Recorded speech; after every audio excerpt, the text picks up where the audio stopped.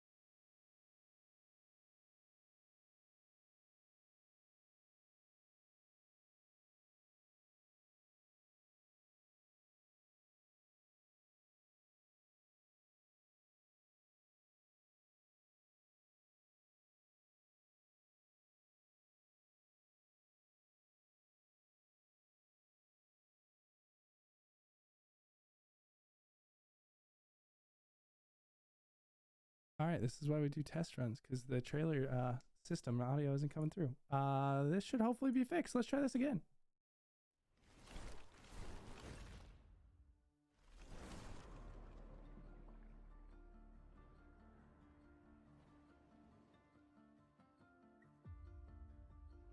They say Wolfheart's ship, the Vengeance, is sunk. I hear the sound that goes beneath. Angels and 60 cannons, 200 souls, lost to the deep. and I'm straight in They say it was a fell storm that took her, or some say it was pirates from the Maelstrom. But they know nothing. the pages turning. I see the candle burning down before my wild eyes. I feel you holding me tighter. I cannot see. When will we finally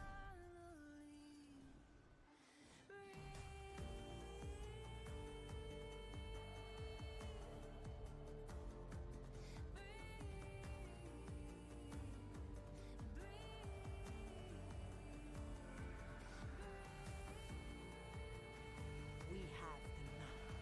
What are your orders?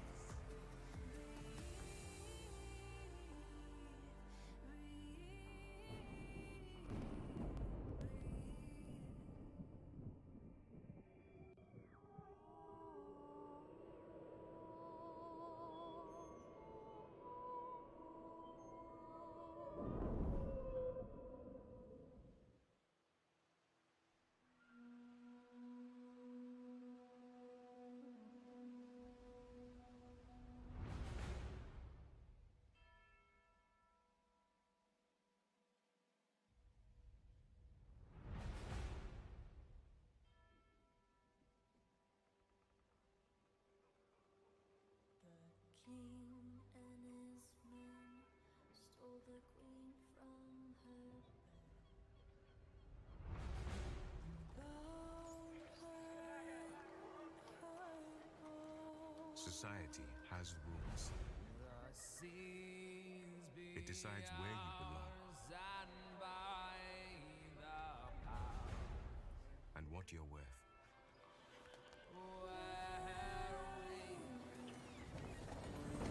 But you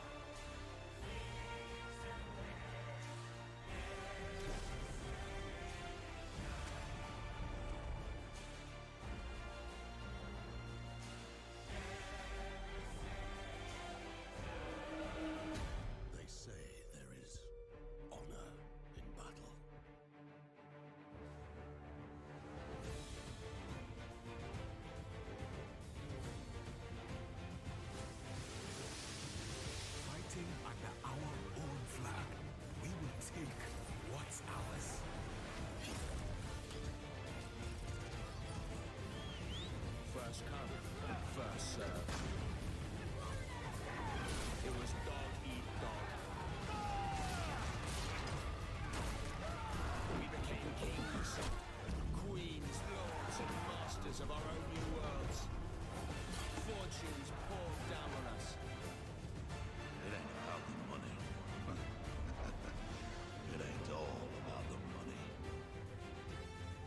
In a dog-eat-dog world, we were wolves. And wolves hunting packs.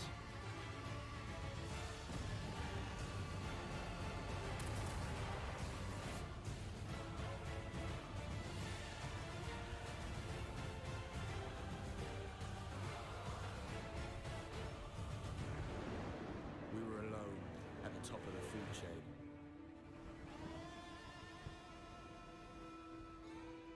We thought we were. We don't run from darkness.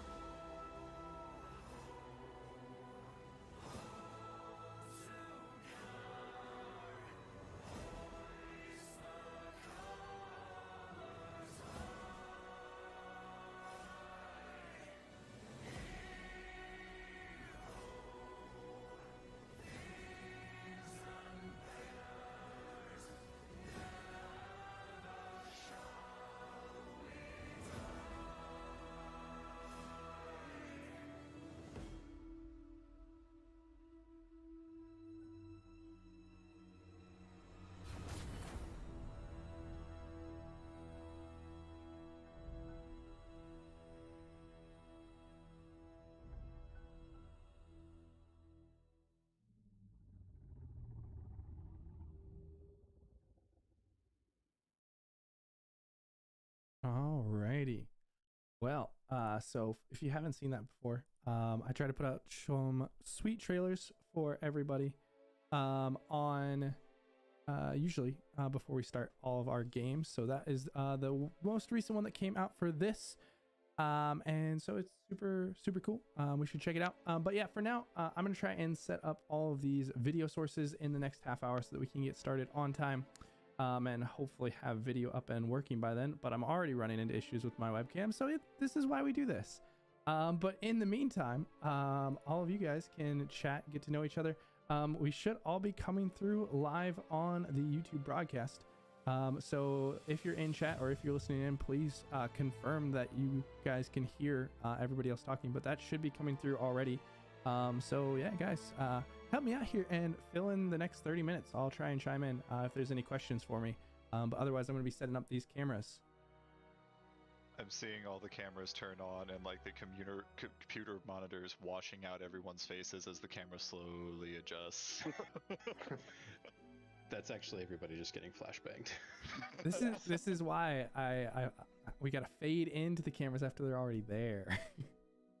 Yeah.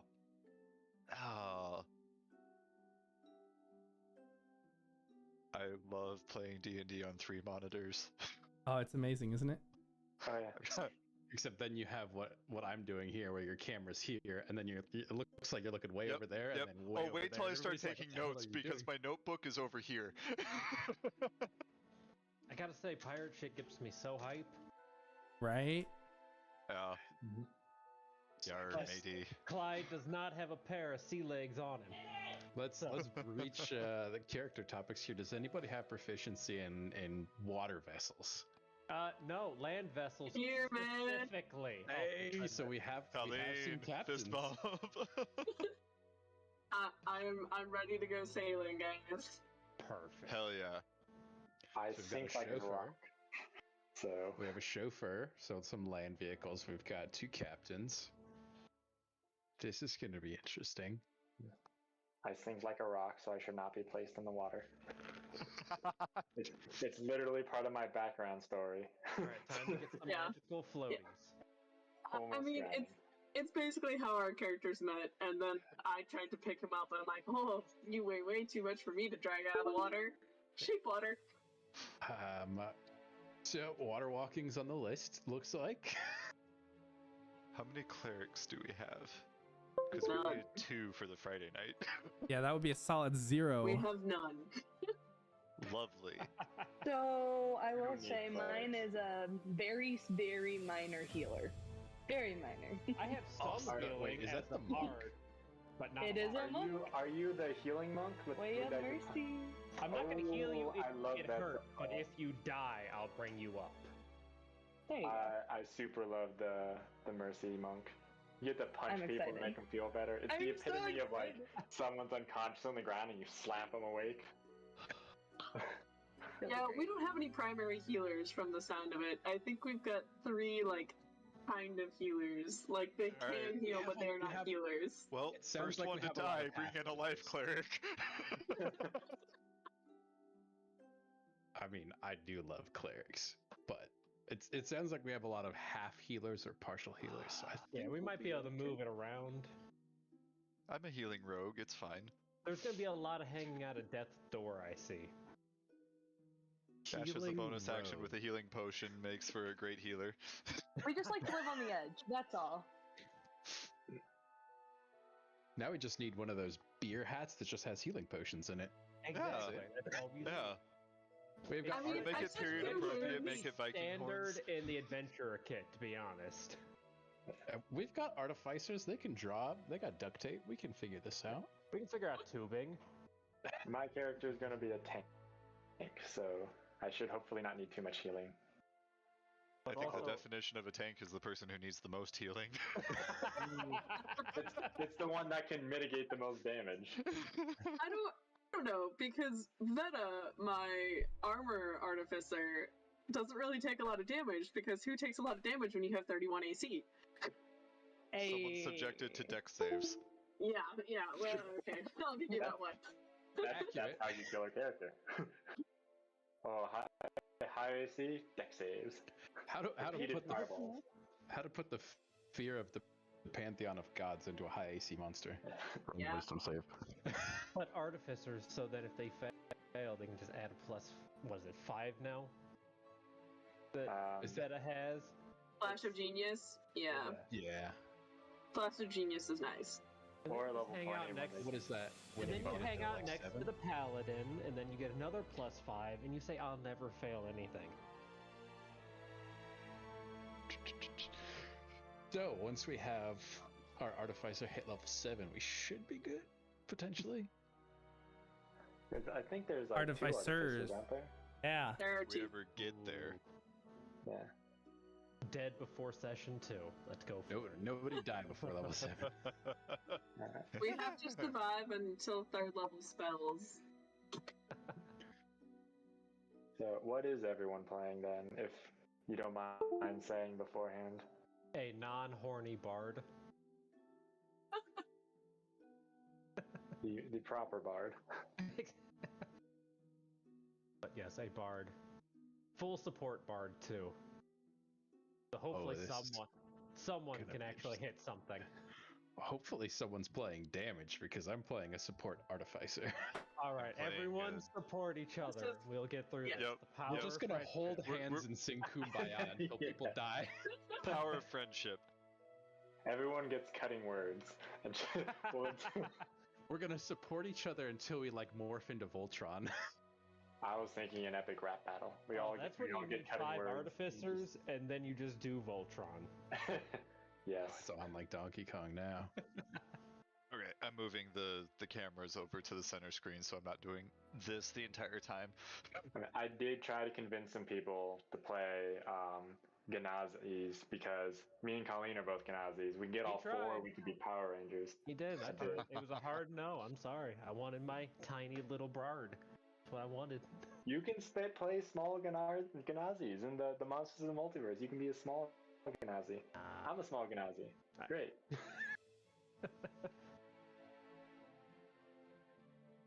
Oh man, I think we're gonna get ourselves into some trouble. Oh, for sure.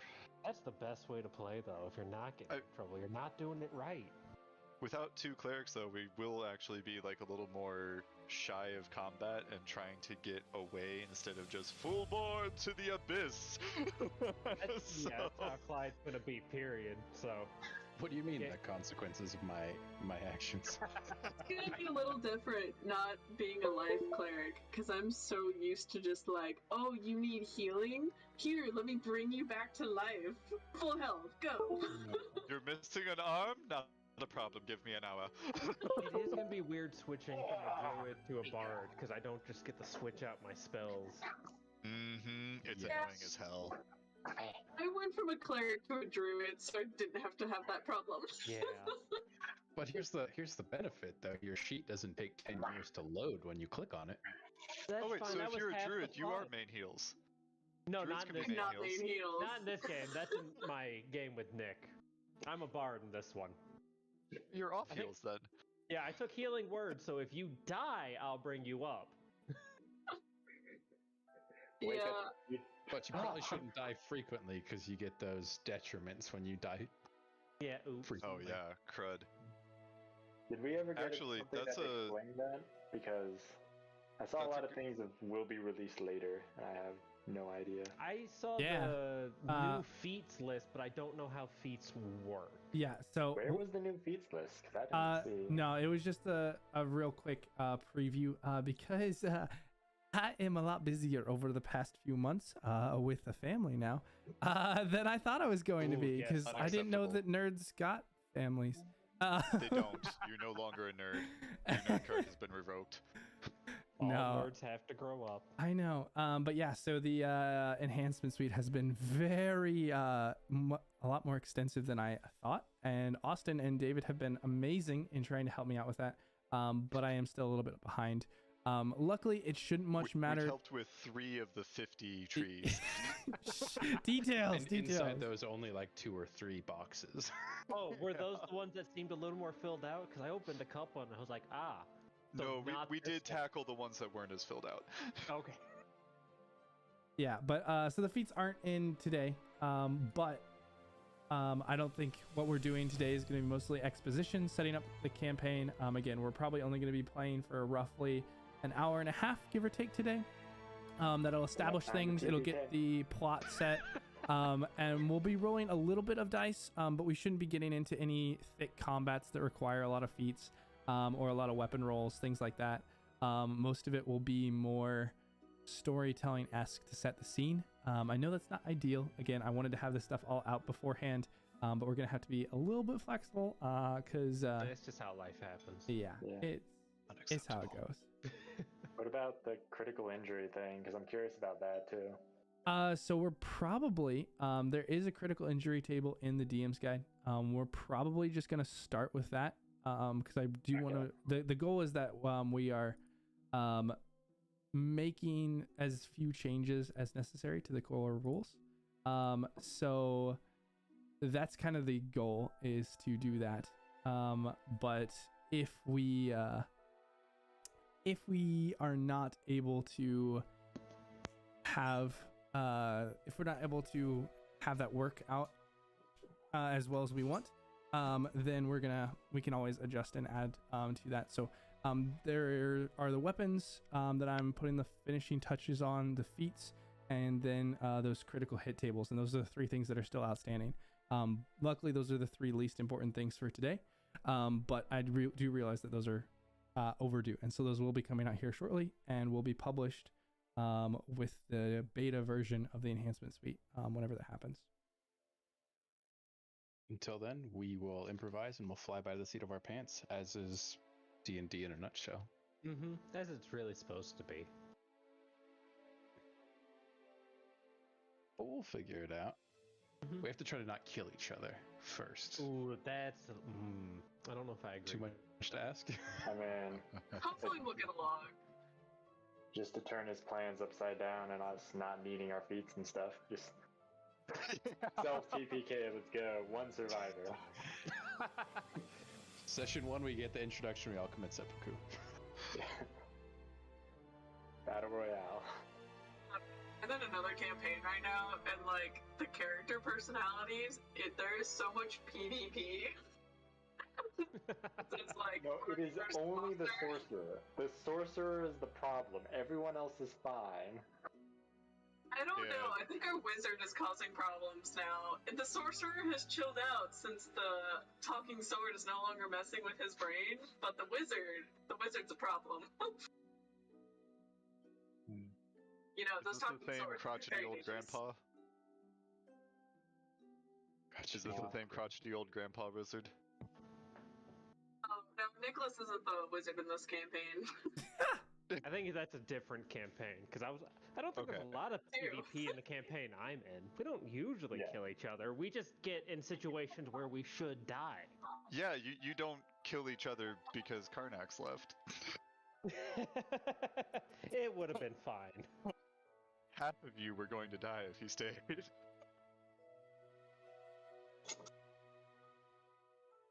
I mean, really, in Nicholas's campaign, the only problems we have are my character versus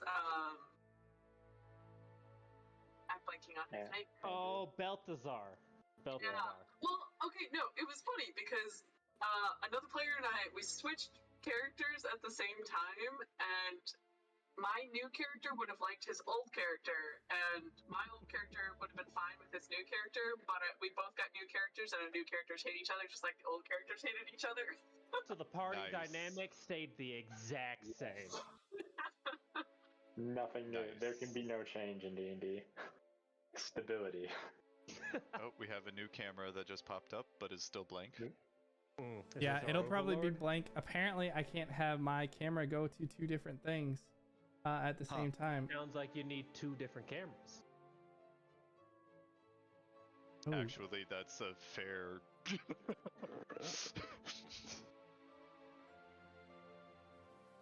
But yeah, I think with the changes that I'm making to cameras so that I don't have to use the weird Discord one, it should fix it. But that's my hope. So we're prioritizing the one in the stream first for today. So you guys might have to deal without my direct face, but you're welcome to tune into the stream and see. Yeah, I'll just. Well, that's one problem gone. I just don't like to look at it in case I get any background stuff I'm not supposed to know. Oh, I love looking at it in case I... I want to be surprised by the thing that fucks me over, not willingly go into it. Just like, pull it up, read the chat, you get to see all of the whispers that go to the GM.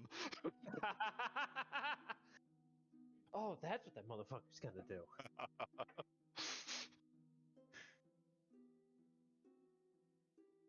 Speaking of PvP, just the other day, I think we had to step in between David and Austin from killing each other in the Monday night game.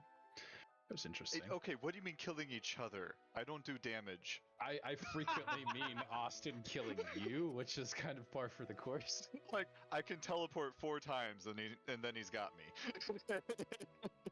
It's essentially a game of whack-a-mole, except with a furbolg and a greatsword. No comment on that? I just perfectly summed that up, right? Yeah. That sounds accurate. Yeah, no, that's what it is. All right, and an eyeball. I bookmarked the critical injuries table just in case we need it. Probably not on the first day. Oh, hopefully. Yeah, so that actually... I probably just jinxed everything, didn't it? That actually is going to be If we're doing pirates, we need to lose limbs. That's going to be the interesting thing, though, is that with the Monday night, I'm going to start DMing that soon. So we're going to have Austin playing in my game the night after I play in his game. Oh, retribution. So I'll be more pissed off, but he'll have more time to plan.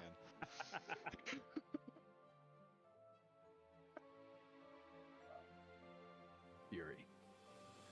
This is gonna I see the cameras popping up on stream now.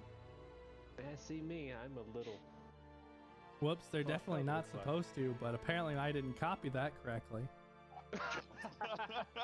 This is why we have prep time, guys. It's supposed to fix these problems. It doesn't.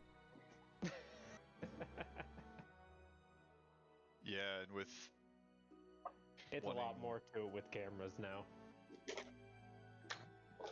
So is Noah supposed to be consistently late, as I think I heard earlier? Yes, and we've already gone into how that'll work. it should be okay. But we'll see how that ends up working. I've already talked to him about that quite a bit. We'll just have one of the artificers put on like a autopilot or something, and he'll just snap into follower mode or something. Antenna on a suction cup. Yes. It is Hunter x Hunter style.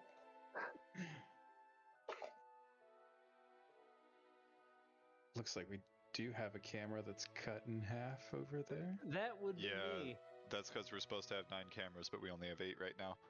That's going to be the interesting thing with the stream. So I've got it set up where there should be hopefully different scenes for the different number of sources, if it works. But if it works is a big if. Yeah, that's fair. Yes. Top 10 frequent things said before disaster. Right? Oh, okay. This one actually Hold looks my pretty beer, good, watch though. this. Surprisingly. Well, speaking of, I'll go get me some more alcohol. We're just hanging out. I heard something get rolled. Just an extremely loud chat. That's all. Yeah, how do I change the volume in Roll20? Because I can't find it. It's very loud. It's somewhere in the settings. Audio, video, master music volume level. Yeah, well, I have that at 0. So, it's not that. Very loud for me. Let's see. It's like shocking loud for me. Text chat options enable background chat sounds. Would be my guess. I don't know if that's accurate or not. I don't know. My monitor was doing something weird. When the sound was coming out of my monitor, Austin was the only one that was quiet. Everyone else had normal volume output, and Austin was just like super quiet. I switched it to my laptop, and then everything went back to normal. I'm like, what the heck? Okay, monitor, don't behave.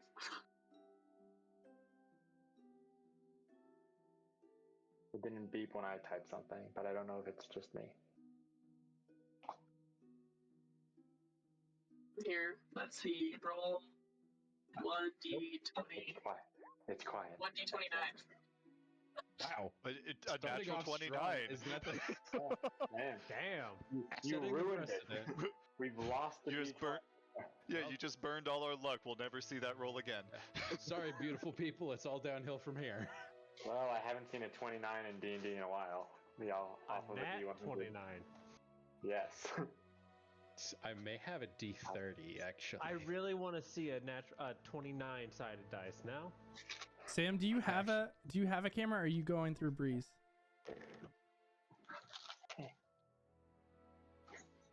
I am going through Breeze for right now. I have the call on my phone, and I was trying to get it rigged up to where my phone was leaning at something that looks at me, but it was more trouble than I thought it was worth. Is that cool? Yeah, that should work for now. I just needed to know how many setups I needed. Cool beans. 6 with 7. You happy there? That should work for now. Of course, Michael's happy. She has a giant toy to squeak.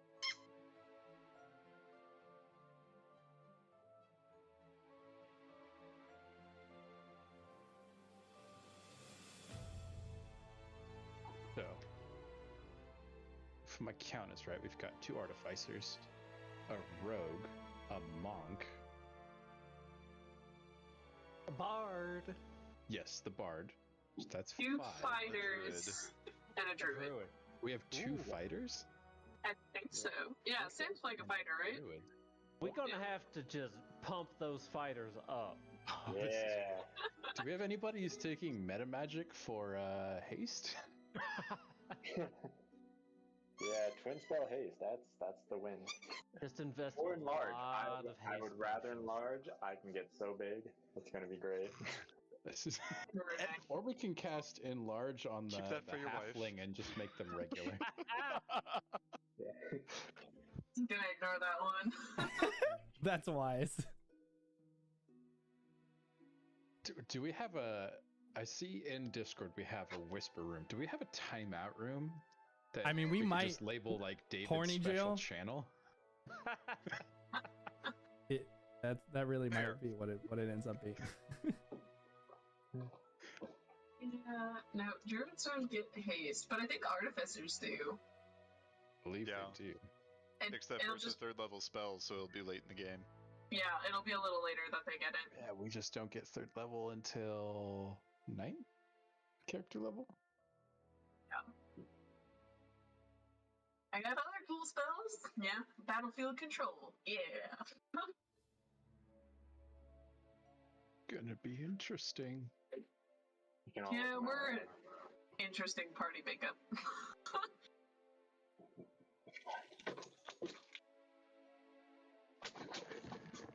Oh, someone's got. Oh no, you've started. You started, Nick. Mm-hmm. Oh, there's a dog. Oh, it's more entertaining than me. I won't argue that. And watch the cute puppy.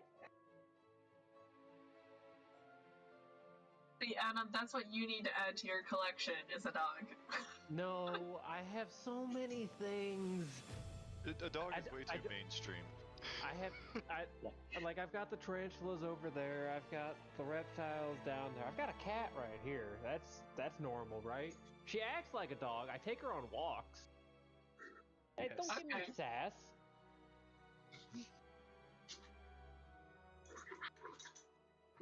Angry.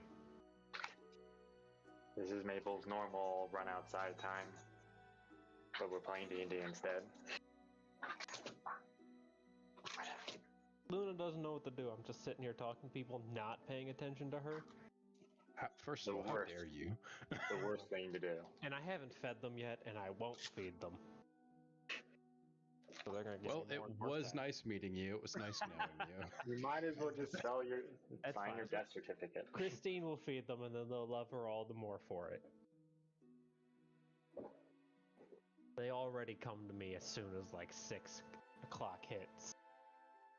With the eyes. I know the eyes. Hard. Sometimes I'm working and then Maple, like, she sits there and she stares at me and I think she wants playtime and then she kind of like, just like, with the big brown eyes, I'm like, oh, you want food. I understand.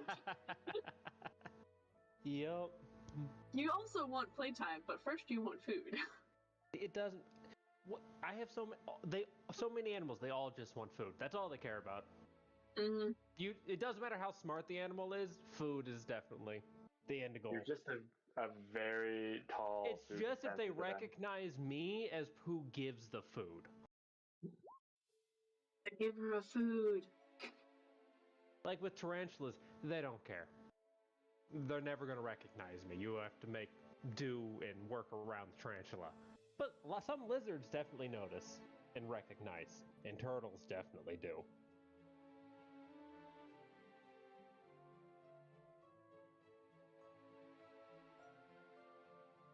Hey, look at that. We almost have a whole thing. Is it? I mean, the stream hasn't caught up to it yet, but it's almost there. Okay. And right about on time too. Ooh. What's the catch? Hey, you wait too much longer, I'm just going to start bringing animals up, and then we'll be here for another 3 hours. Hey, there we are. Ah, perfect. With the Nat 29 showing in chat. Good way to start.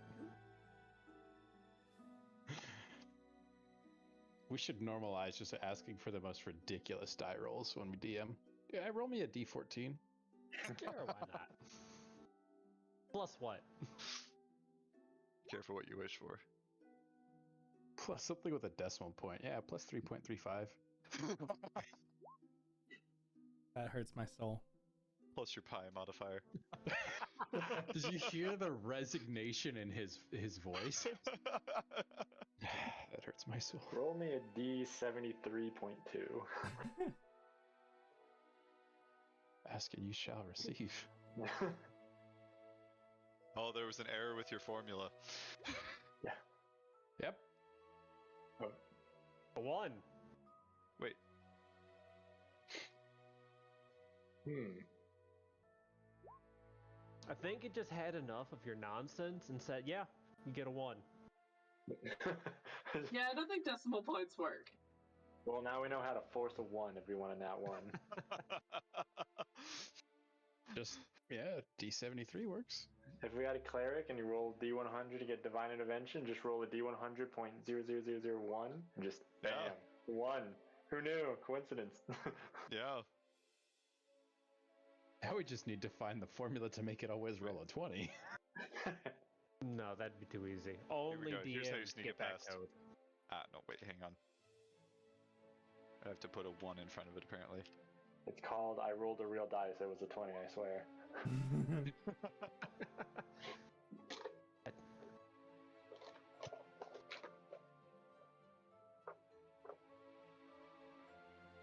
What the hell just happened?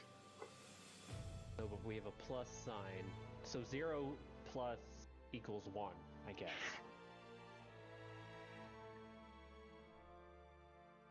Ooh, that's clever. We do Sneak have the all point in cameras, there. though. That's nice. Yeah, right?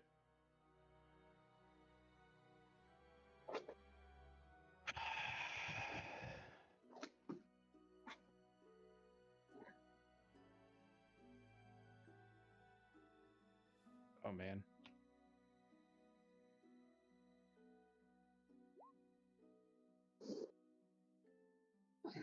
There you go. There's the formula. 1d20. Oh, you found it. Not suspicious. It's not at green. It doesn't count. Are you discriminating based on color? Yes. Man, it might actually hold a lot of stuff. Okay.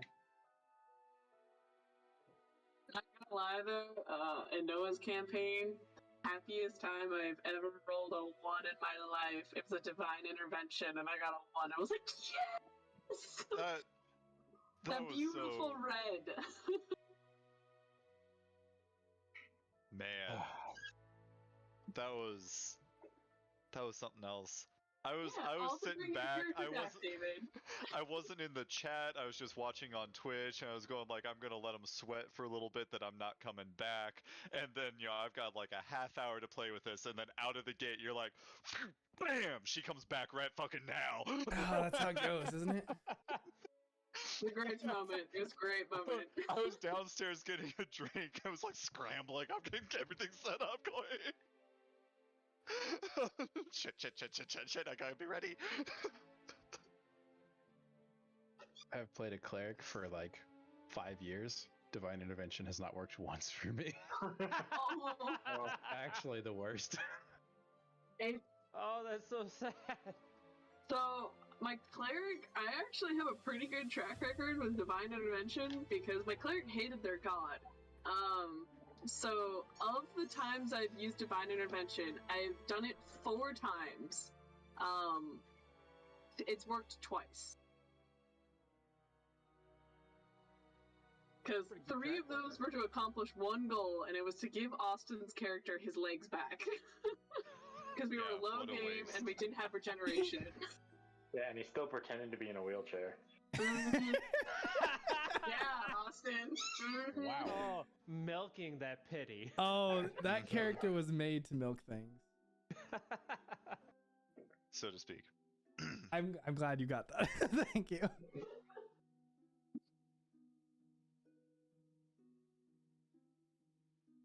But yeah, I've had a pretty good track record with divine intervention.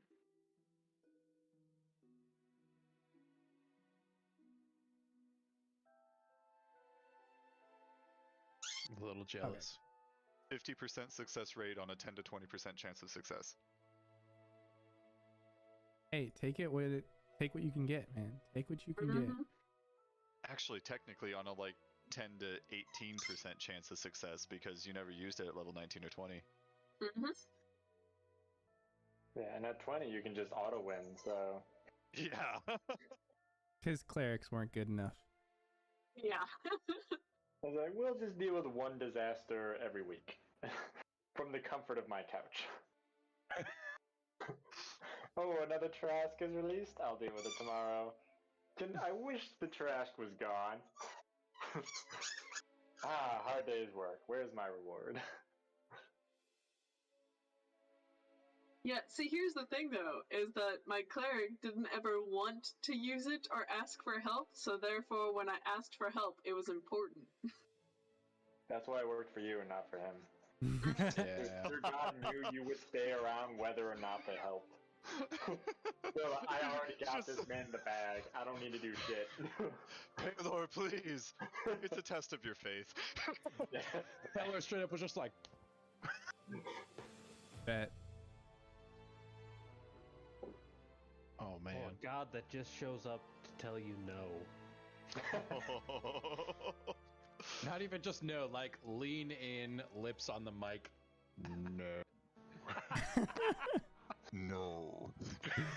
See, that's what happens when you successfully roll. They appear, no, and disappear. They actually show up and bitch slap you. Yeah.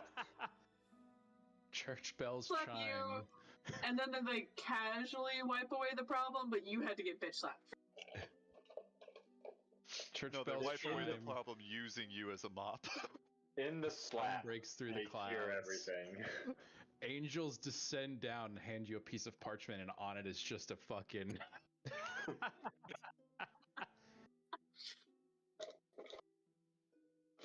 This is why we're gonna get in some trouble. Not even a humanoid angel, one of those fucked up, really high level angels that's just eyes on a wheel. Just goes down. Oh! Some eldritch horror crap. And then your You DM's mean sitting there actual furiously biblical angels? Yeah. scribbling sanity rules really quick.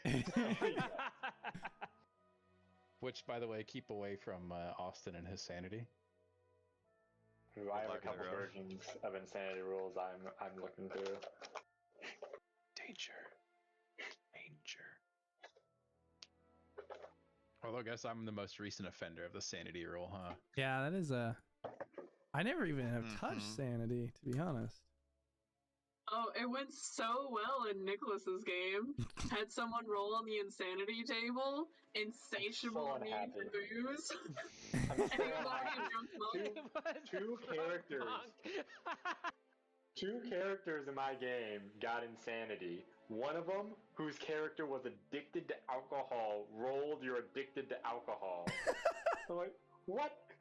And then the second one, they made them the insatiable urge to like steal things, and no one's noticed. She's just been going around taking being very aggressive with her gold, and that's it. No, everyone's like, that's fine. You don't have a good track record with catching thieves. No, you see, it's fine because that character is also a tree and has only been sentient for like a year and a half. So Oh wait, fine. this is the Lorax that has to steal everything? The Lorax? Well, not steal. She's what is it? I think she's unwilling to Kleptomania? give yeah, I think it might be that. Like unwilling to give anything away. The Zealot Barbarian, that's also a sentient weapon. Yes. I made David roll on the temporary insanity table. So like a D10 worth of table or something, and he rolls, you lose the ability to concentrate on spells. Oh, As a full I've caster. never heard someone flip their table so fast. Oh, no!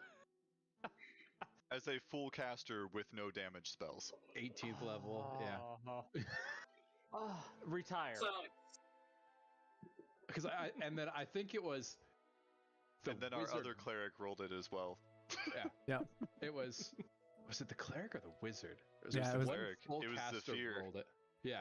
It Rolled was it. You Zephyr can't that did it. concentrate, and everybody was like, "Oh fuck!"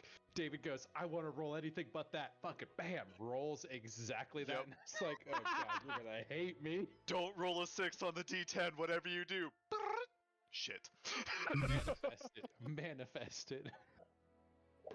Sometimes that's just how it goes. Yep. That was magical. Still How it doesn't was quite meant match. to be. Still doesn't quite match 3 nat 1s in a row. This is Ooh, true. I saw that image. That one still hurts to this day. Uh-huh. That CR1 quarter skeleton was, Toughest enemy you ever fought. yes. Freaking Napoleon bones apart. rips a literal angel out of the sky with one little. Fearless. He will tell that to future generations. Oh no, I blasted him apart about 30 minutes, 6 seconds later. That's what he thinks. I'm gonna come back later. Just a skull. He's now a Demi-Lich. The end game boss of this game. Yeah, exactly. He's gonna be the end game boss of this game. Hey, it's been 60 You years. thought you destroyed me. I killed an angel with one strike in my mortal form. Just bringing my old character's head with him and dropping it in front of us. Yes. This is what I did to the last person who tried to kill me. I'm gonna go grab ice cream before we start. I'll be right back. All right. Yeah, I'll take one. Oh, if only it was that easy. Just through the camera, you get an ice cream. I would kill for that. Oh, I would download an ice cream. Absolutely. Download an ice cream. You wouldn't download an ice cream. I would, in fact, Goddamn download right an I ice would. cream. Oh man. Also, so I'd like to point out before we start that you have my character's haircut. Spot on. Undercut? Yes. Oh, danger. Spot on. Now I just have to. I'm gonna color and everything. Wait.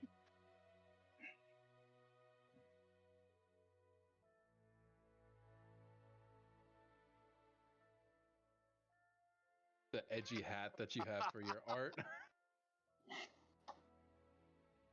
I don't have any guns. So there's that. Oh, well, here, I'll pass these through the camera then. Is that why you got the guns? No, I got those for Pirate Weekend at Ren Fair. Okay. Yeah, with in anticipation of playing this character, he spent $300 on a journal and a pen, $800 on a replica gun. Not replica 800. mustache. Yes. Just for me to kill his character on session 1. Yep. Twin brother can always show up. See, the problem is I wrote exactly who his family members were into his backstory. And I don't. Unknown evil twin. If my character's birth is ambiguous enough, I could totally have siblings. The only difference on the character sheet is the alignment. My father Who's to just say came that back wouldn't with be me an one improvement? He's like, this is Ah, mine. shit, you are the evil twin. We're gonna run into. Surprise, I'm the good We're twin. gonna run into a 10th level cleric. He's gonna drop divine intervention and literally fucking smite you, David. Session 1. You're gonna be pissed because your character's dead. I'm gonna be pissed because it's never worked for me ever. Every old character you've had just comes back and assassinates your new character. Speaking of, though, I posted the picture, right, of the pen and journal that I got. Yeah, it's dope. Yeah. But here, I'll just show it on stream as well. This is the journal with actual rabbit fur, and They're then take a bite out of you. and I got a little minorly carried away with the top page here and drew that.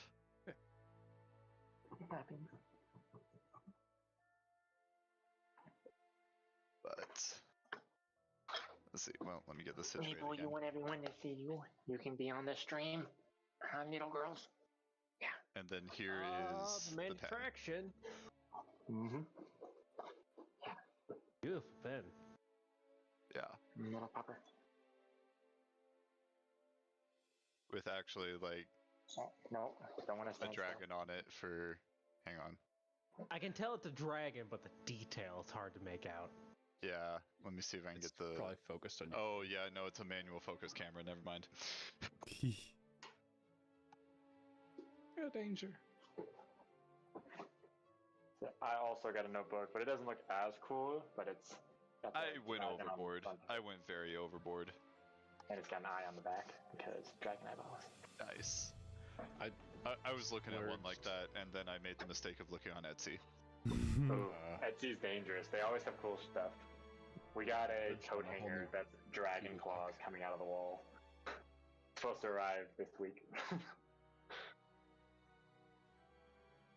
Danger. Everything's expensive and looks really cool. Or if you've ever been on This Is Why I'm Broke. Oh yeah, I used to scroll that way back when, and then I quickly determined that I did not have the cash to look at this site, and now I do have the cash to look at this site, and now I make sure I never go back. Yeah, that is the struggle. But it's why you're broke. You should have done it when you didn't have the cash. You have to keep it a namesake. Who's that cheesecake? What? It is not. It's a chocolate mousse pie. But it looks delicious. It sounds delicious. It's very good. Never more Can have confirm. I wished that desserts could come through the webcam. Right? Mm-hmm. Communal dessert. Nom nom. That's how we would entice people to come to the stream. It should be like, everybody gets a bite of pie. I'd watch a Plug lot in your more webcam. streaming. Now comes a fully cooked apple pie. I'd watch so much streaming if that was a thing.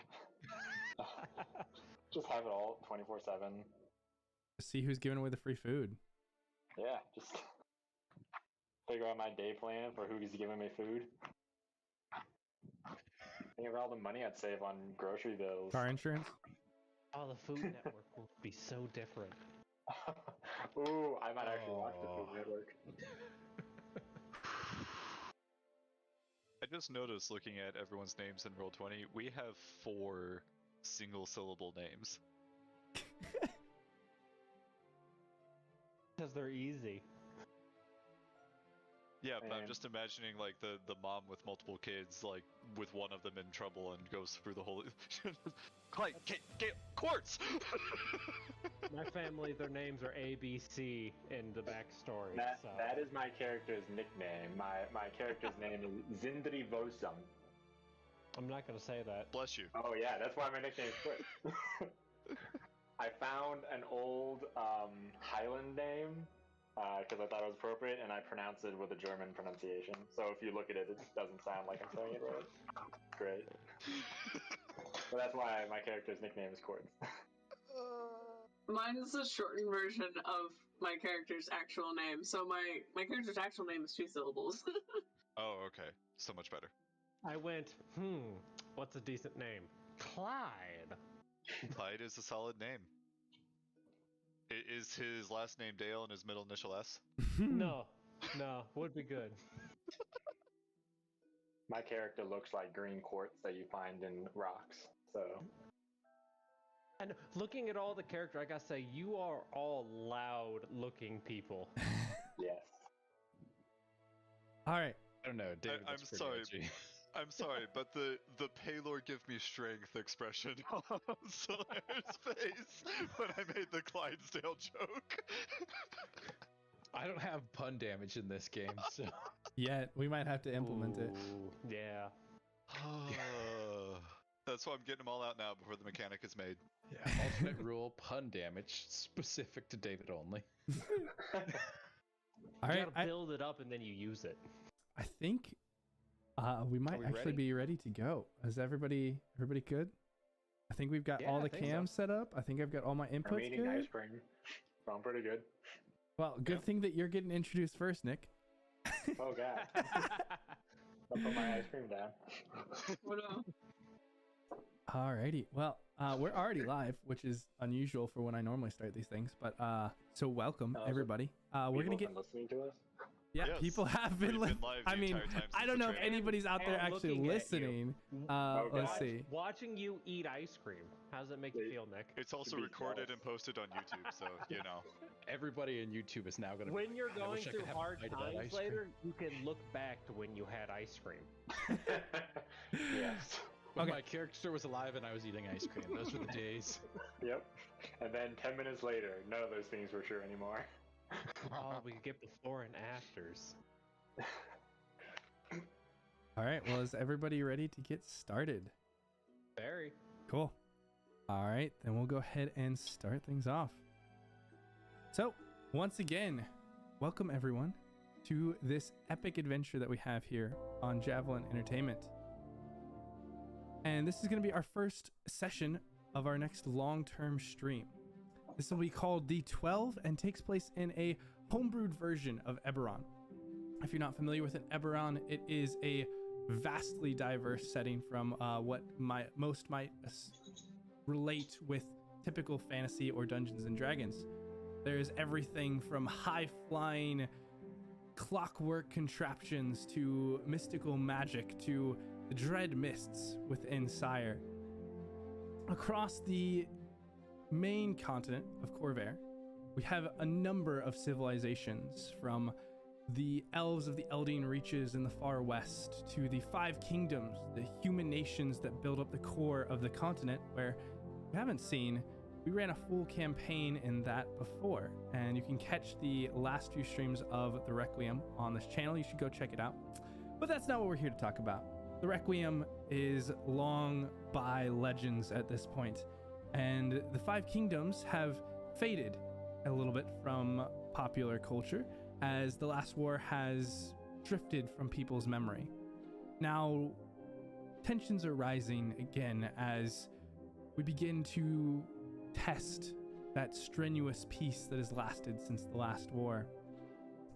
In the center of the continent, the dead gray mists dominate the area known as the Mournland, what was once Sire. This plain has been wrought with destruction that wiped out the whole nation and ended the last war many years ago. But now, the mists have receded from the internal portion of the country and only maintain about a 1 mile radius around the central portion of what used to be that nation.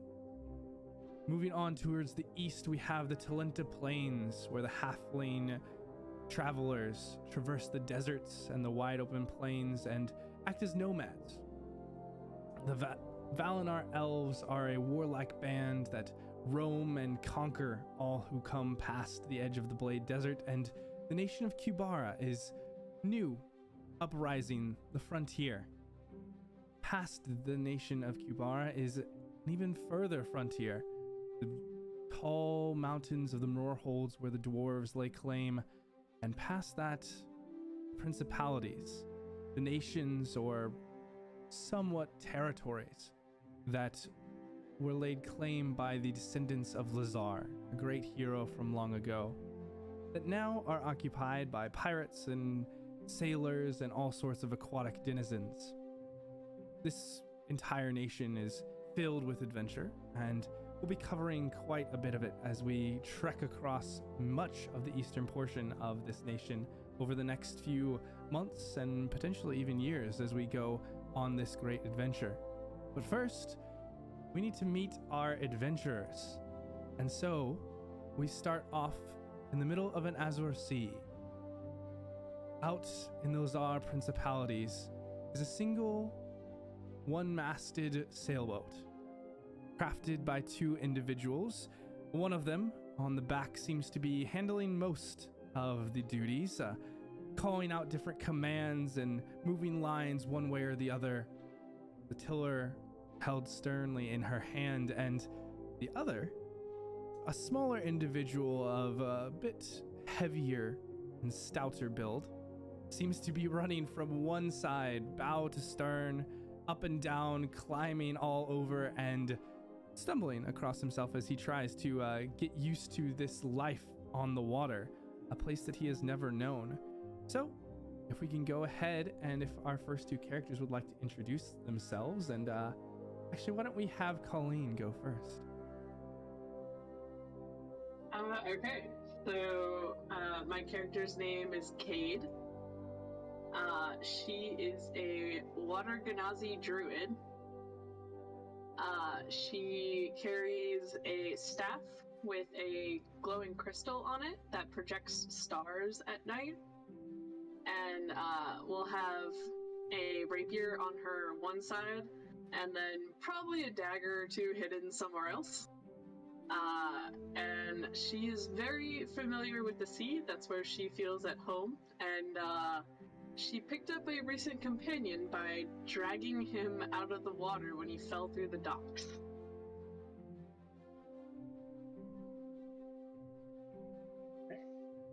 I guess my turn. Hi, I'm Sindri Volsung. I am from the Underdark. For my entire life, I hanged out with dwarves and giants. I came to the surface to kind of explore and see things, and found out the ocean is very large and I sink. So that's fun.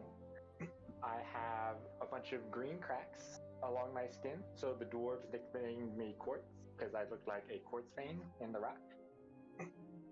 I carry a very large warhammer that I use, and on my back is a stupidly massive maul that doesn't seem like it's wieldable by normal-sized people. And I have plate armor, all of these items of which I made myself with the dwarves helping me. I have some runes written on my armor, as I am a rune knight fighter, and I am a crafter because I, made my armor. All right, and as you are out on the sea, the boat rocking, how is Cade handling this current situation? How is she sailing this ship as you head on your journey? Oh, okay. So let's see. Cade's pretty chill. This is her everyday life. This is what she grew up with. This is completely normal. The fact that there's a newbie on the ship is kind of whatever. She's mostly running around and doing most of the work herself, or using water to do the work for her. And it's just like, when she needs an extra hand, is like pointing and like telling this what looks like a kid what to do around the boat. So like, this is a normal situation. Nothing strange here. Everything's really calm and chill and feels good.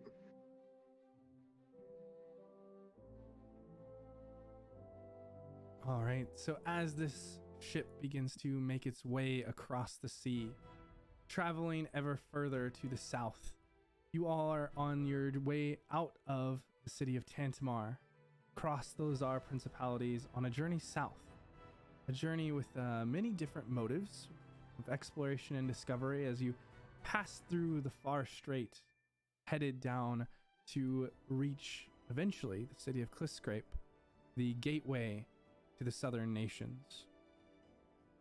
And with that, we cross those very nations, cross the edge of continental Azar, over the mountains of Hoarfrost and Ironroot, across the Blade Desert, which reaches towards the Talenta Plains, and over to the nation of Karnath. A human nation, but one of a very complicated history. A nation of conquerors, of warlords, and of some heroes. But a nation that is wreathed in the use of necromancy, or what they hope to guide the future. With the last war, necromancy was outlawed in all its forms, and though it still maintains an army filled with skeletons and zombies and other creatures, necromancy is no longer allowed to be actively enhanced or actively pursued. So no more creatures are allowed to be created, and this has led to Karnath's long-standing military dominance to start to dwindle and fade, and many believe that they should take to a new route to bring back these ancient ways and legacies that helped build this nation. Within this nation, though, there is one particular city, a large metropolis that is filled with artifice and an innovation. Just outside that city, on the edge of what is known as the Nightwood, is a large estate, a massive house filled with different plants and life, and within those fields works about a dozen individuals. Thin and lithe, they all each have intricate masks, jewels and patterns of fabric, different shapes of animals or creatures carved across the face, and all of their faces obscured behind this. And yet these long grayish blue-white hair all flows out down the backs of these individuals as they work through these fields. Guards can be seen across, kind of watching as they work through the fields, but never harshly, never abusively. They just do diligently watch as the servants go about their way. Within this, we have one particular individual. Bree, if you would like to go ahead and describe your character and what she's doing.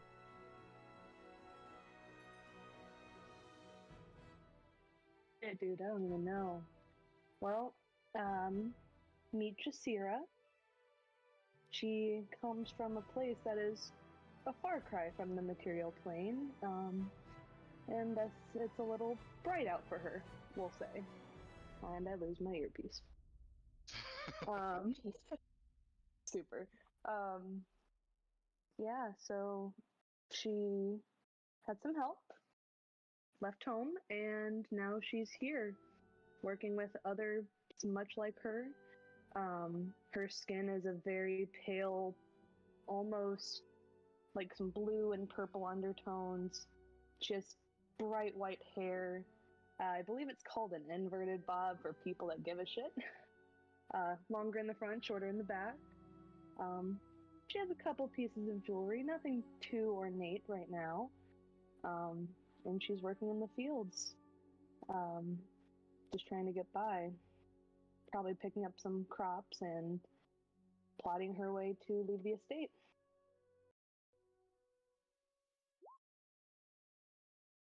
Anything else to cover? Yeah, what is she doing at the current moment? Or is there any thoughts that she's having, anything that's going through her head as she's going about her daily duties? Oh, well, I'm sure she's got a lovely 36-step plan about how to get out of here. Very cunning. And I'll be talking to one of the guards or two that are around and making nice, but not too close. Just enough that maybe they'll let their guard down and she can sneak by after. If you want me to say something, I'd really like it. I am a little nervous. No, that's all good. That's perfect. So yeah, within this estate, Jasira looking around, casually seeing some of her companions, some of her rivals, and all behind this dark, almost ominous manner. And yet everything seems to be functioning perfectly normal. The gates are open. Occasionally people will walk by, looking past into the fields. And she seems uneasy about these many foreigners. Across on the opposite side, within the city, a city filled with artifice and innovation, filled with ideas, there is many different creations that have come from the metropolis or the city of splendors known as Carlacton. The most recent of which is a new weapon that has spread from Karnath all the way across the Mrorholds, the Talinta Plains, into Kubara, and even the pirates of those are principalities, and that is the firearm. As gunpowder and other methods of propelling projectiles through the air have begun to be explored, we have one particular person who favors having a couple pistols in hand at any given time. Relatively new to the city, but having established his place as a gunsmith.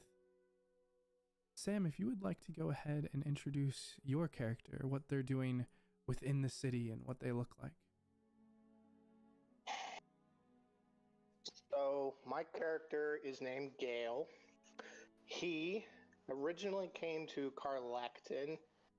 He was initially just wandering the kingdom due to some interesting family history earlier in his life. He decided to leave his original home and find something else that worked better for him, and he landed in Carlacton. And whenever he first arrived, he had heard about these new firearms and ended up coming into one of them himself and absolutely loved every bit of it. He felt the power of it. He loved tinkering of it and being able to maintain it himself. And he ended up taking up that trade and becoming a gunsmith's apprentice. So As far as what he looks like, he is a pretty typical wood elf. He's got the darker brown hair, it's kind of a copperish toned skin tone. And as far as what he has his two pistols, obviously, across his chest for easy access. And he also has his hat that he is kind of a unique hat for the time period, and he's very, very, very attached to it. I wouldn't say anything nasty about it. He likes that hat quite a bit. And where is Gale at this point within the city? Gale right now is just wandering around. He recently lost somebody very close to him, and he is honestly searching for some adventure, and he knows the power of these new tools he has at his disposal, these firearms, and he wants to go make a difference any way he can to prove himself to himself and those back home as well. Right. And as Gale travels through the city, kind of trying to find his new path, as some things have changed for him within his time here, there's another individual drawn to the large populace, the massive innovations, the lights, the sounds, the towers that rise up as the city has begun to grow and grow to the point where it no longer can grow out and only extends upward as buildings begin to get 2, 3, 4, 5 stories. Bridges grasp in between these towering walls, and large windowed storefronts shine light out onto a street where trolleys are propelled by magic and artifice. And one individual finds themselves wandering these streets. At first, it was all alien, completely different. But over the past week or so, as they've come to realize what this city is outside of their past life, they've come to try and find a place here, and they've been drawn to one place in particular. But as they're walking down, they tend to get a wide berth from anyone who can see under the cloak that they have drawn currently over their shoulders, trying to maintain general semblance, keeping close the many trinkets that hang from their armor. Austin, if you'd like to go ahead and introduce your character and what they're doing in the city. Absolutely. Wandering through this city, the first few days it was completely overwhelming. Their head was on a swivel to either side. Just, he had never seen so many people in the same place at one time. But now, not only seeing this hive of people, he's become a little bit more accustomed to it, although he still does not fit in very well at all. Many questions sort of bubble up in his mind as he cruises through. But as he walks a very uneven gait, seemingly as one leg slightly longer than the other, he limps or hobbles down the road, hiding himself mostly beneath a traveling cloak that looks like it has just been cut up from the forest floor and wrapped around him. A darker skinned man, very gaunt in the face, but that dark skin punctuated by white lines in ritualistic paint drawn across their face. Given a bit of a wide berth by the people, he continues his trek down the road, listening, watching, understanding that the people here have some form of sorrow that they all hide, but confused as to why none of them seek any assistance with it. Just listening as he walks. And as you travel down the street, you do see the source, what you have been told to find.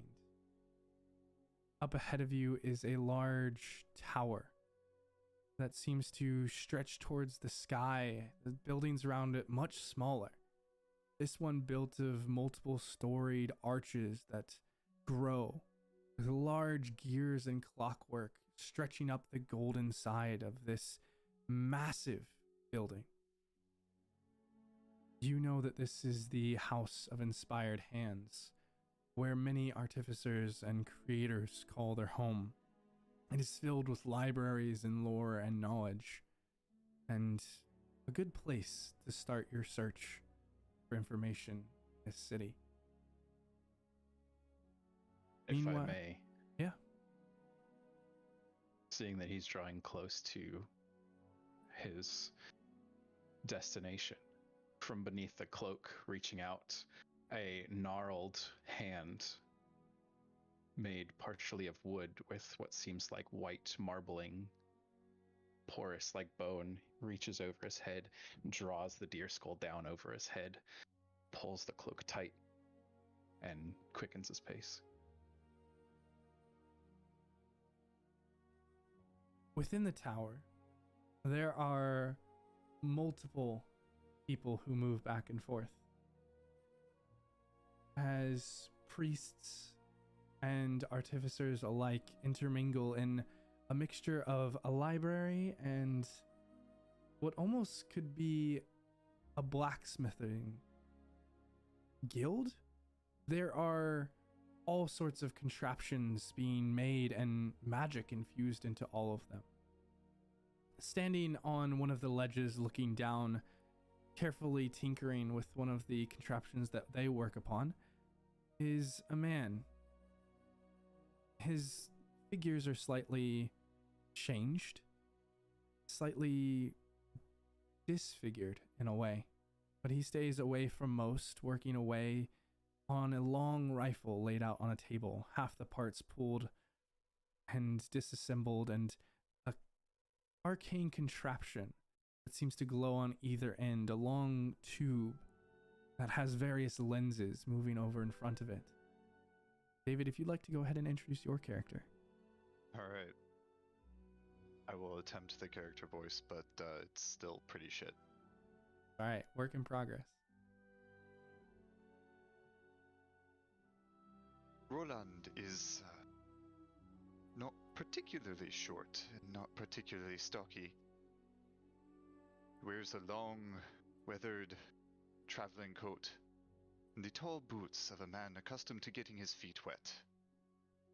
A wide-brimmed hat normally conceals his jet black hair, shaved at the sides and pulled back over the top. When the hat is removed, a sunken and sallow face emerges, and you see that the hair is not shaved on the left side. It's burned.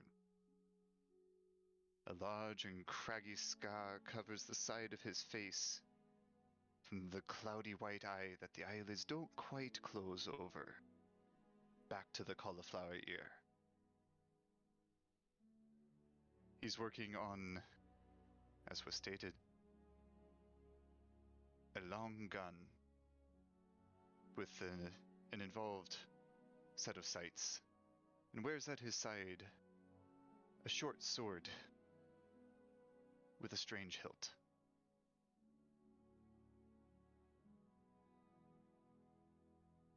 He seems to have his head on a swivel, looking up quickly from his work to glance around the crowd, checking for who knows what, before getting back to what he's doing.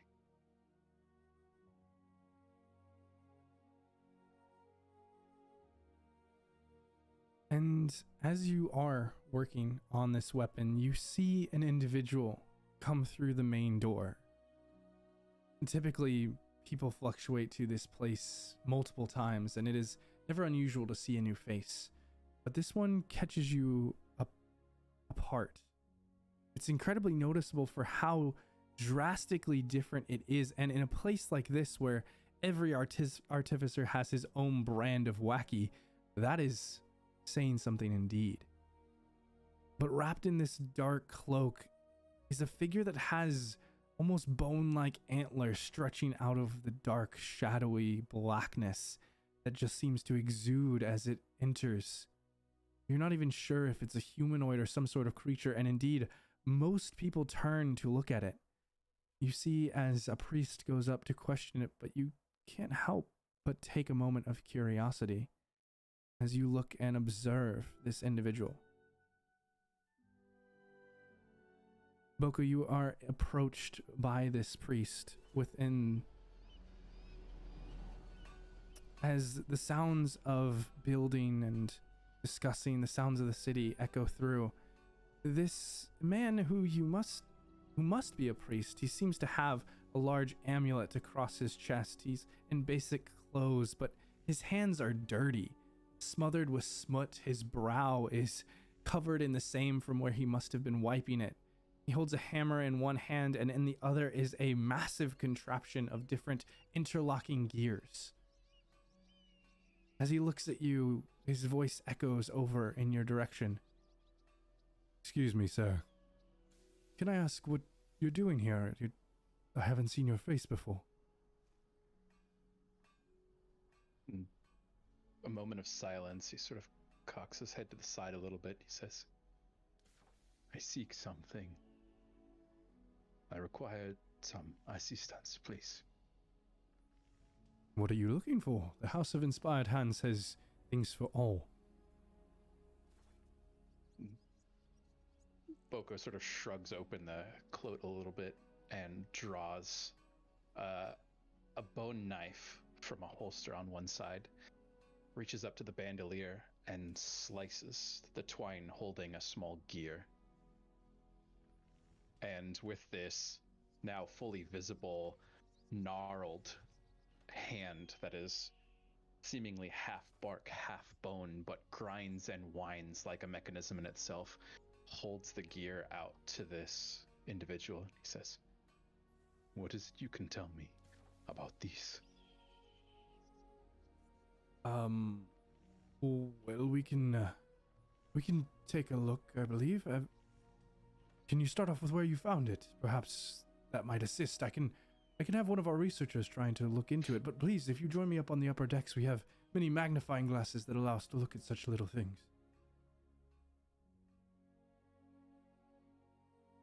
Oko nods, seems a little confused by the words that he's using. Says, I will follow. This gear, though, it was found within my arm. The priest looks extremely intrigued at this and just confused and kind of for a moment intrigued as he points down at the arm that is just this curled, gnarled bark and bone. I assume you mean within this one? Is this Yes. a mechanical contraption, some sort of prosthetic?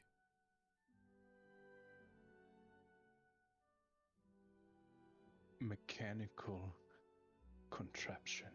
It is complicated.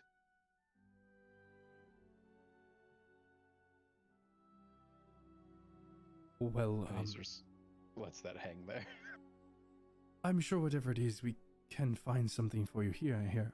Come on, let me escort you up to the upper decks, and we can begin to take a look, and you can walk me through exactly what it is that happened.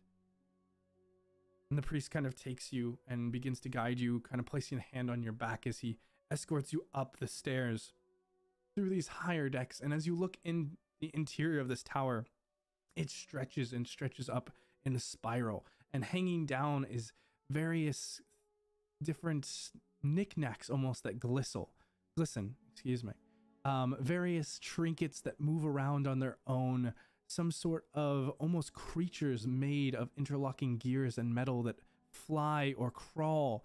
There's a train that seems to move from deck to deck that brings different materials or different notes or messages as they transport up, and you are just walking up this winding stair.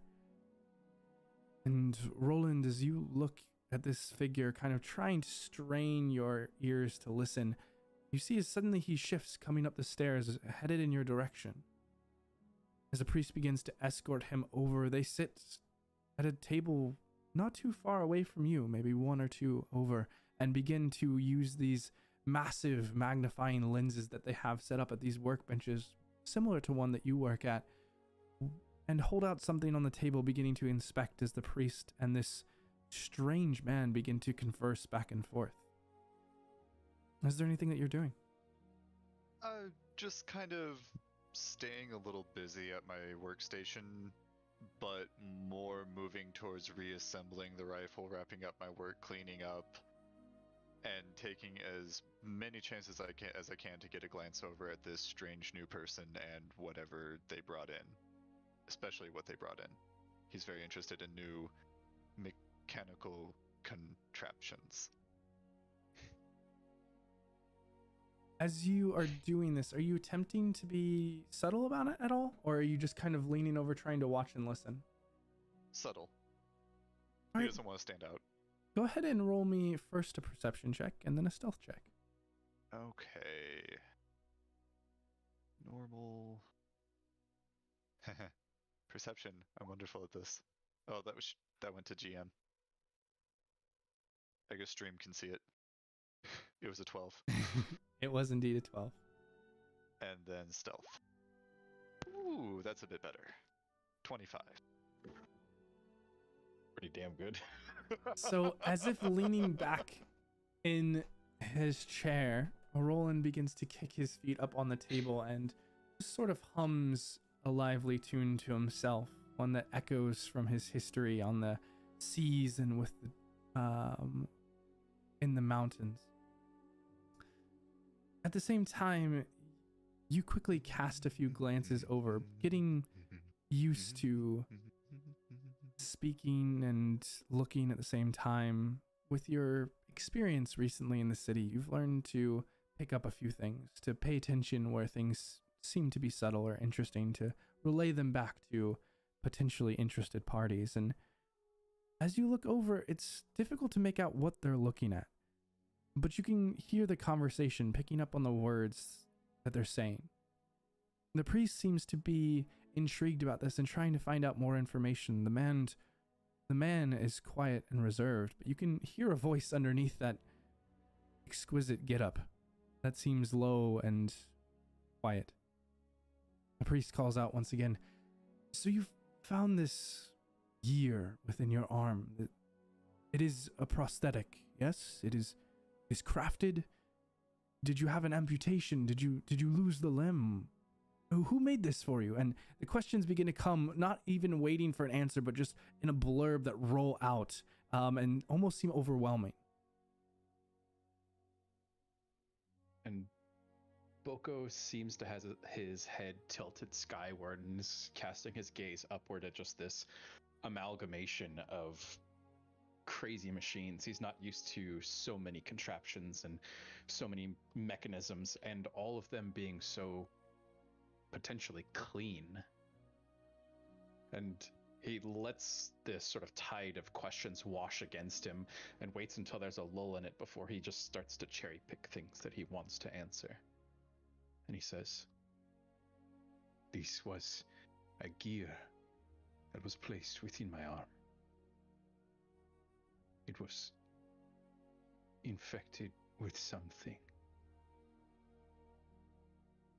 And just basically leaves it right there.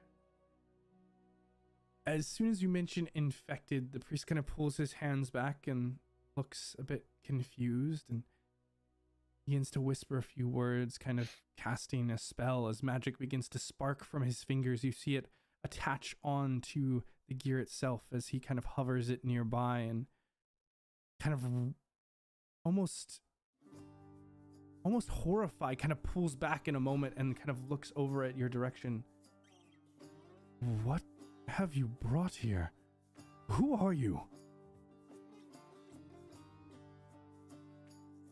"Guards, please come in. We need to take this to a more secure location." And immediately his demeanor changes, immediately going from this fairly open and interested party into now immediately a more concerned individual.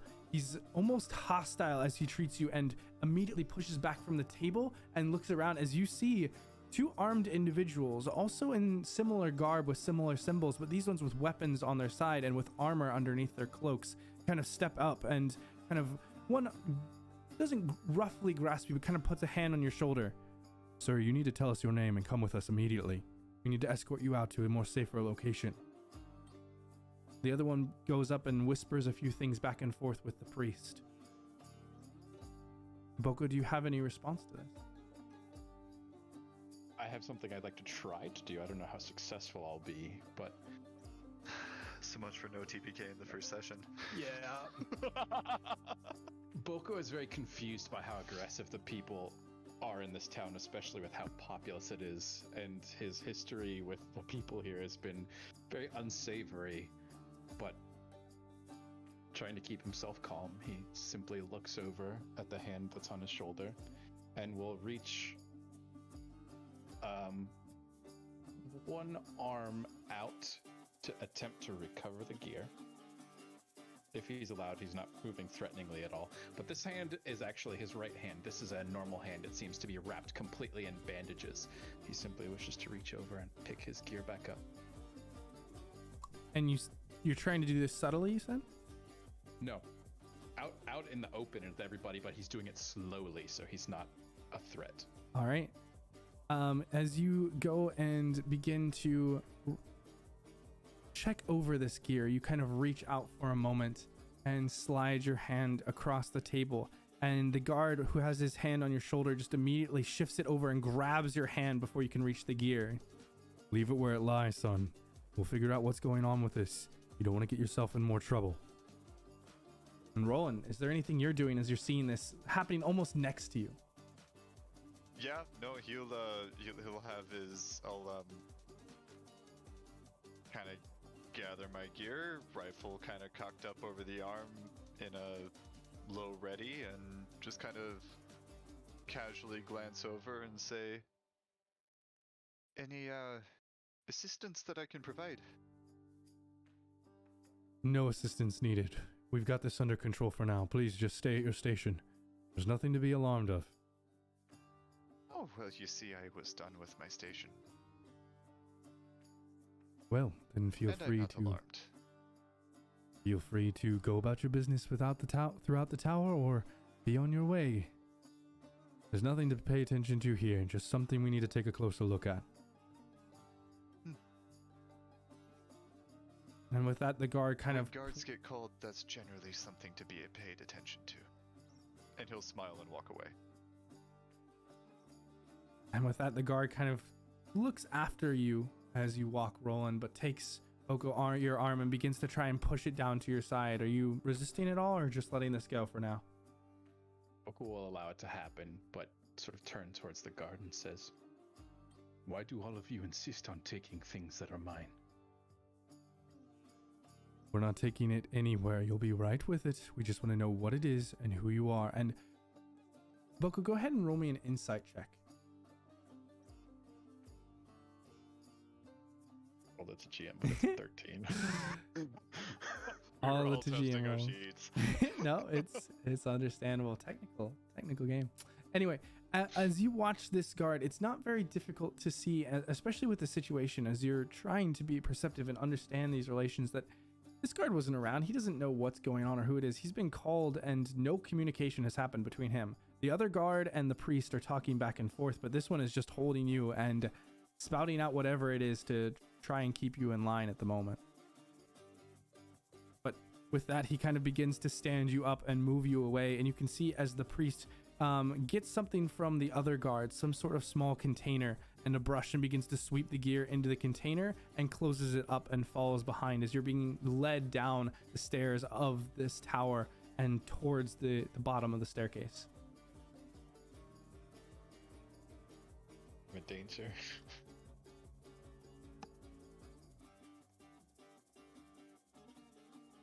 All right, and as you guys are led, or as you are led further down to the base of this, do we still have an Adam, or did he step out for a moment? I think he may have stepped out. Also, I'm seeing on stream that everyone but you is frozen on video. Oh, weird. I am here. Is my camera still here? Yeah, it is frozen, isn't it? Discord is fine, but I think... Yeah, I am back, but it's just frozen. Yeah, the stream is frozen for everyone but your video. I see it fine on They can hear mine. that. Weird. Everything looks fine on Discord. Oh, whatever you Everybody did, it snapped just on. started again. Okay, As soon as you checked, it started. I probably I might have minimized the That'd do OB or the Discord video or something. But Hopefully that's fixed and up and running. Anyway, we will get to now one of our other characters. So, Clyde. Yes.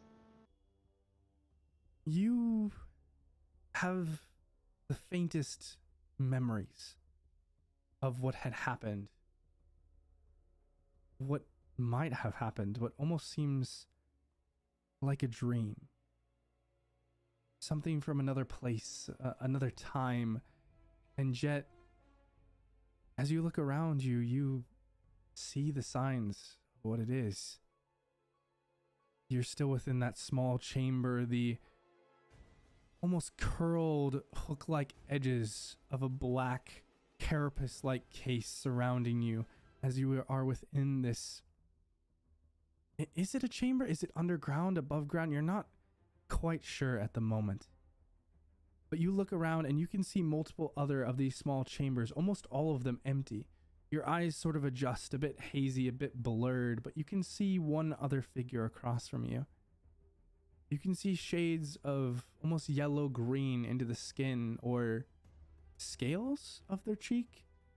Long black lines across their eyes and long pointed ears pull out from what looks to be about shoulder-length hair. On their body, you see that there is no armor and almost no clothing at all, just small strips of cloth pulled across the body, and they almost seem to levitate, their feet not touching the ground. And as you look down, you can just barely see at the edge of your peripheral as your head is trying to turn. But it doesn't look like your feet are touching the ground either. Large feet with hair across the top, but hovering.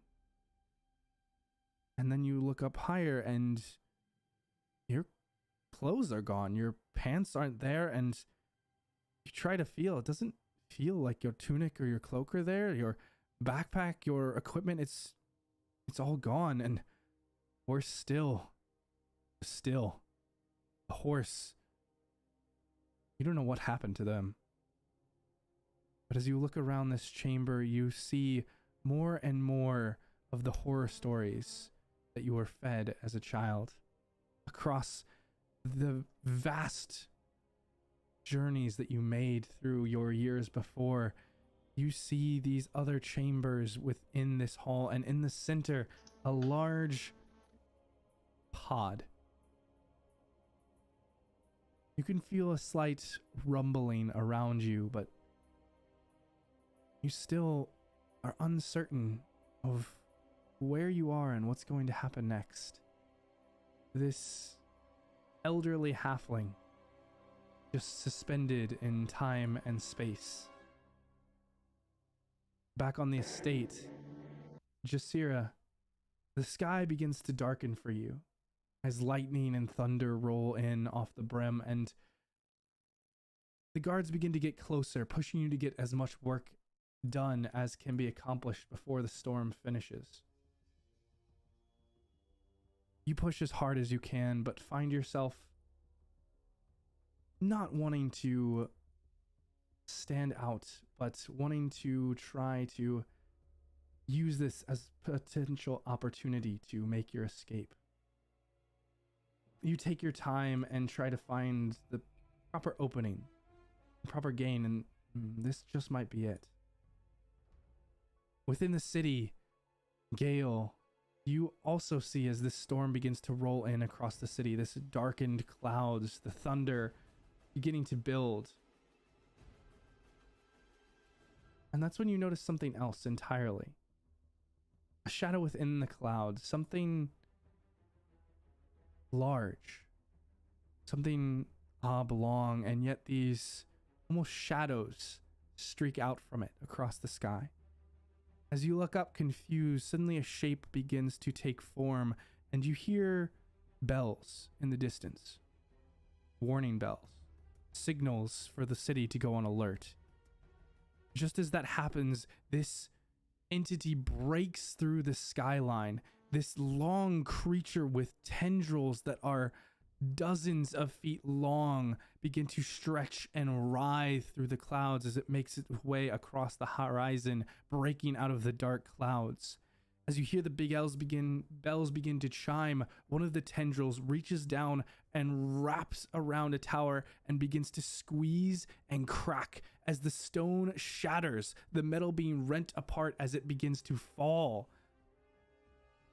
Meanwhile, Roland and Boko, as you both are walking down the stairs, there are bells chiming in the distance, and you see as a shadow wraps around the edge of the tower and begins to squeeze and crush as rocks begin to fall and stone and metal begins to shift. I would like both of you to start out with a dexterity saving throw. Session 1 TPK. Awesome. Do I have to? Hey, at least you guys got deck saves. Rocks fall. Some people die. You can call that Why a do I deck remember- save. Oh, crud. I shouldn't have had that checked. Ignore the +1. That's a 13. All right, so as this tower begins to crumble and shift, Dex attempts. you guys do find that you are beginning to stumble and trip, but you are racing now towards the exit as the guards leave what they are doing, uncertain of how to proceed, begin to split, all now terrified of something much larger, much more important. As you all begin to head towards the door, the rafters begin to shift and tear and splinter as they come down in front of you, all kind of rushing towards the door. Just as it collapses behind you, you find yourself out on the street, and it is chaos as civilians and guards alike are rushing in different directions, trying to escape, as you see these long tendrils reaching down from this entity in the sky and moving in the direction of the people. What are you guys doing? Boko first. All the guards are still with us right now as we're all standing here. The guards, go ahead and make me a perception check real fast.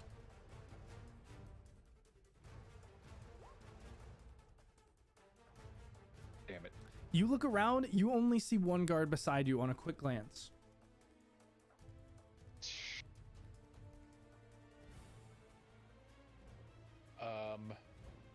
And is this one of the guards that was in the tower with us? Yes, they ran down the stairs with you.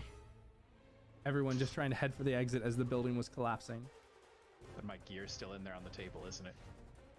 It is. How bad shape does the tower look? The only thing that you would have just instinctively grabbed the knife, but your cloak and your helmet, it's still within. And the tower, it is not completely obfuscated, but it is covered in different debris across the doorway. Using my knowledge of construction and things like that, does the tower look like it can stand for a little bit longer? Make me an intelligence check. It's a little better. For the moment, it looks like the top has sort of twisted off and been pulled and dropped onto the ground behind the tower, luckily. And it seems to be standing roughly stable, but there is still debris falling from within from the after effects that have happened. Not to mention the tentacles that are still wrapping through the civilians and other buildings around you.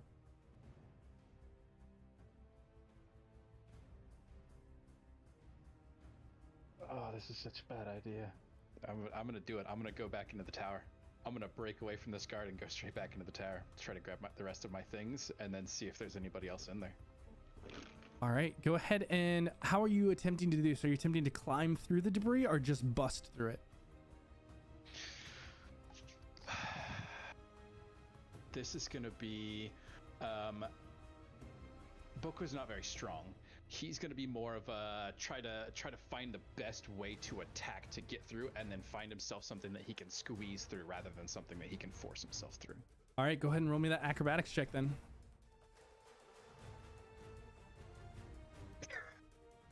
You are trying to find a hole in this doorway, trying to look for a way through, and there is just nothing that you can get through. There are no doors. There is nothing there. There are no spaces where it seems like your body can get through. But you do now, as you're close in proximity to this door, you hear pounding. You can see movement on the other side. There are people inside. In the meantime, Roland, how are you responding to this? Your gun has been assembled, your gear on you as you were in the process of leaving.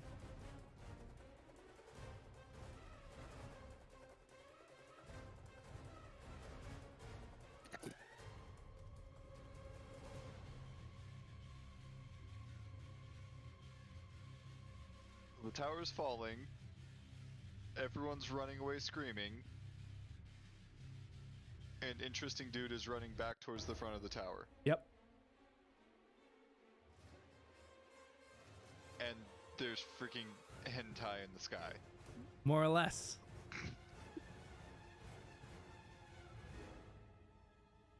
You proud of yourself for that one? Made me laugh. Thank you, Adam.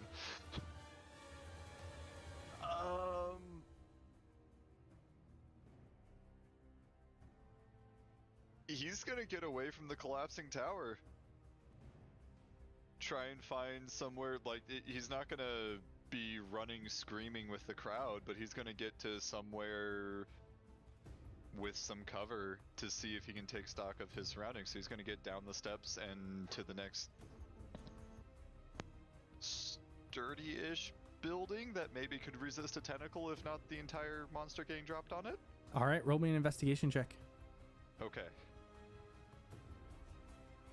Yeah, investigation. 21. All right, looking around, you do see in this area of the city, most of the buildings are still fairly low, only about 3 or 4 stories high compared to the rest of the nearby area, which has large towers far taller than that. They do seem to be more sturdy and compact, where even if a tentacle was to hit one of them, it would only collapse that area and there would still be multiple structures supporting the general block of buildings. Most of these buildings on the side would be decent enough to at least provide some sort of ability to navigate. And you see dozens of them with windows and doors wide open as people are fleeing in all directions. Alright, and then he's just gonna kind of post up against the wall and check his rifle, make sure it's loaded, and look around for what the response is, what's going on. He ain't taking this thing on him by himself. All right, and in the meantime, as you begin to check your rifle and move through, you see another individual who is just charging headlong straight at the tentacles. I'm not giving him an option on this because I know this is what he's going to do. Noah, would you please like to introduce your character and tell us what they are doing? All right, quick sound check just to make sure, because I know that you weren't able to really hear mine before. Yep, you're coming through. Sound good. All right, charging towards this giant creature of sorts, you see as what looks to be a fellow with some kind of armor, kind of equipped to both his arms and his chest, charges forward. All right, let's see if this thing actually does what it needs to. As he just activates both sides, you actually see his steam starts to emit from both of the blasters near his arms as he goes forward, and I am going to attempt to attack one of these tentacles just to, make it go away, maybe. Oh yeah, fuck it up.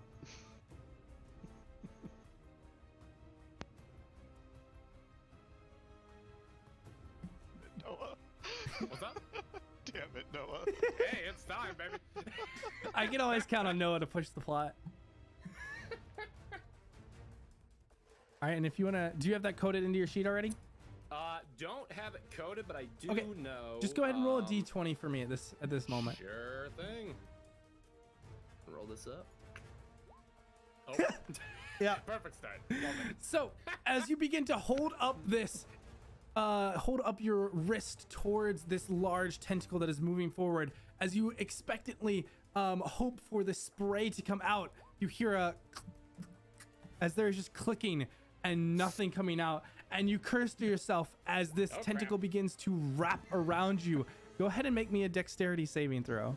Oh, also crap. Hey. Roland, you see as this entity just throws this forward and something doesn't work. You can tell when a machine goes wrong, and something went very wrong here. And just in response begins to duck under this massive tentacle as it moves, and just barely slides to the side as it comes down and moves past. And you watch as it sweeps through 2 or 3 other civilians who all just turn and almost seem to disintegrate into dust as they poof into nothing. Whew, he missed. Oh, crap. All right, and back with Boko. What are we doing? So that the first part didn't work. So Boko is going to step down really hard on that prosthetic, and as he does, these vines and ivory spikes begin to pour out of it, and he's just gonna climb up this tower. He's going for the 2nd floor, and he's gonna try to go into something that's not broken. All right, and are you using anything to assist in this? I actually have a climb speed. All right. Then go ahead, and as you begin to climb up this building, it does seem that that most of the 2nd floor has been at least free of enough debris to make it through the large arches that build up the whole exterior of this. But as you begin to climb, again, one of those tentacles is going to move towards you. I do need a dexterity saving throw at disadvantage. Oh, no. Actually, you have a climb speed, so we'll just call this one just straight.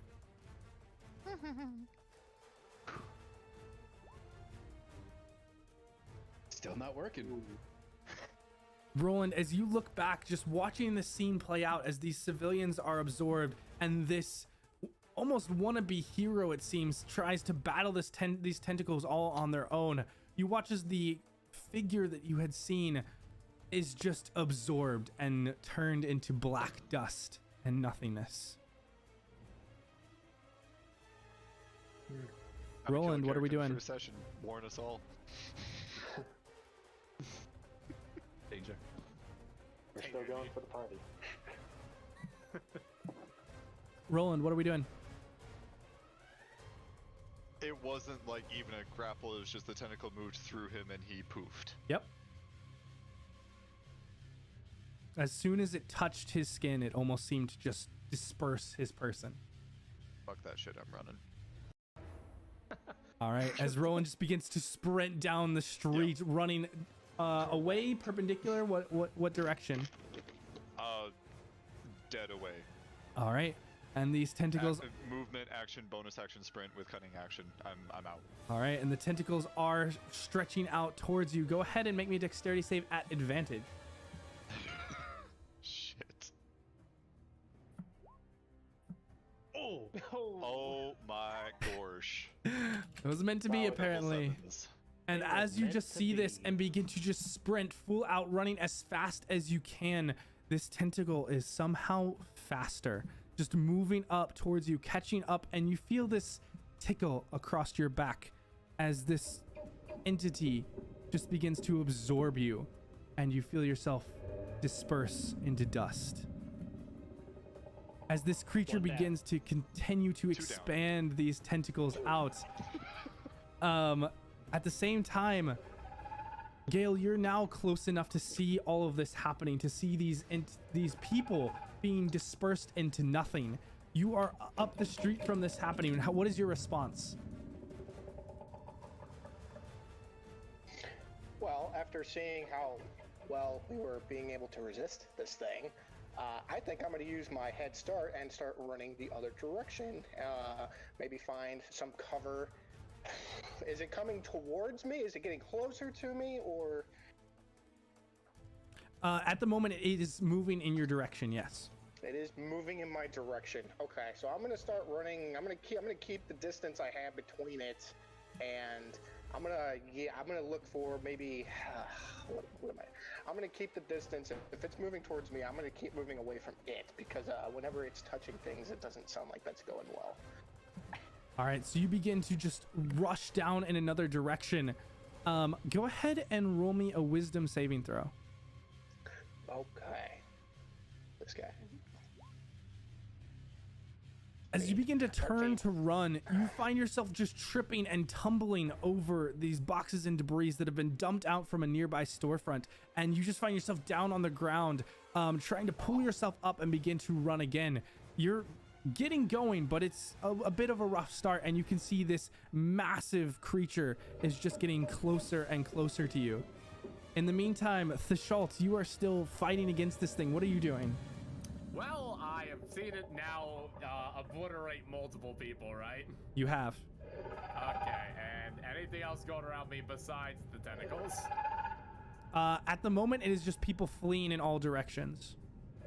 Oh boy. All right. Well, I guess if it's mostly just people fleeing, if they're getting away from it,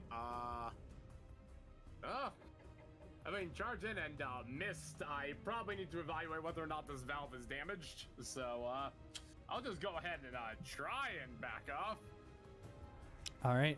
As you begin to back off, moving away, one of the tentacles actually begins to turn and wrap around towards you. I do need you to make me another dexterity saving throw. Alrighty, sounds good. Can I water blast him in response as well? Sure. Go and roll me another d20. Cool. Alright, not as bad. As you see this tentacle moving towards you, you see this tentacle moving towards you, and you just hit your the arm plate on your armor, and that seems to declog it enough that the spray of water just shoots out and begins to just edge it up just enough that you just rush under the tentacles, and you're now moving with the craft underneath directly whatever this entity is in the sky where these tentacles are coming from, and just keeping pace underneath it as the shadow looms over, and you can see all of these civilians being absorbed around you. Up ahead, you actually see a group of individuals, a few of them running, and one of them, a man, kind of trying to get up off the ground. Go and make me a perception check. Alrighty. This should be roughly accurate for the moment. You know what? Sure. Sure, why not? Everything. You're in the zone. No, you have your DM Sky settings still on. So, Thishalt, you see as there is a bit of purple energy being wrapped around this person's leg, and suddenly it pools and their whole body gets yanked backwards. Gale, you feel yourself flying through the air back towards this entity, this creature. Thishalt, is there anything you're trying to do in response? So I see him like flying towards. Yeah, there's almost some unnatural force that just begins to propel him backwards in your direction. Oh, that's not good. Well, I mean, I should be able to dig in the mech enough to be able to catch him, maybe. One way to find out. All right. So you're just trying to catch him? I mean, if he's coming towards me, then I'll try my best. I mean, how big a guy are we talking? He's just under 6 foot. It seems you can, as you're trying to observe this, somehow you're able to almost slow down time and see everything that's happening. You can tell that he's actually elven. Yeah, funny enough, maybe on his mother's side or maybe both. But he's coming at you at full speed, and you just hold out your hands as best you can, and he just hits you right in your chest as both of you land down on the ground. Gale, you find yourself suddenly in another man's arms as Titanic music plays in the background, and these tentacles are all closing in around you. I need both of you to make me a dexterity save at disadvantage. Alrighty. Nat 20. There we go. Finally. And with that, these tentacles, two of them closing around, both of them seem to collide in the center as they both hit. Both of you feel yourselves lift and disperse into nothingness. And just before you go, you can see in the distance these shapes that begin to emerge. These griffin riders that protect the city riding out to meet this craft. And then nothingness. On the edge of the city, within the estates, Jasira, you are just hearing these explosions and rumbles, and you can see from high atop the mountain on the edge of the city, there is a post with these creatures that begin to launch into the air in response to whatever is happening. And as you look out, go ahead and make me a perception check, Jasira.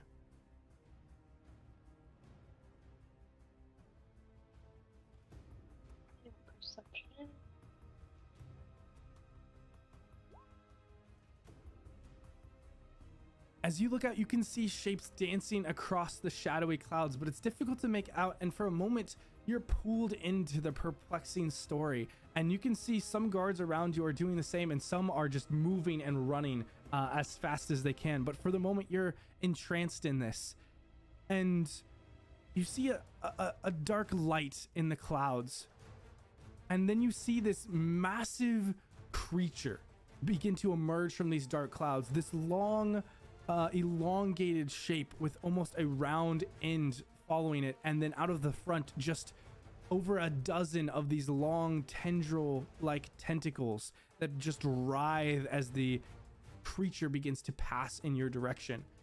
And as you look for a moment longer, you can see that if that wasn't bad enough, there's maybe 2 or 3 dragons following behind it.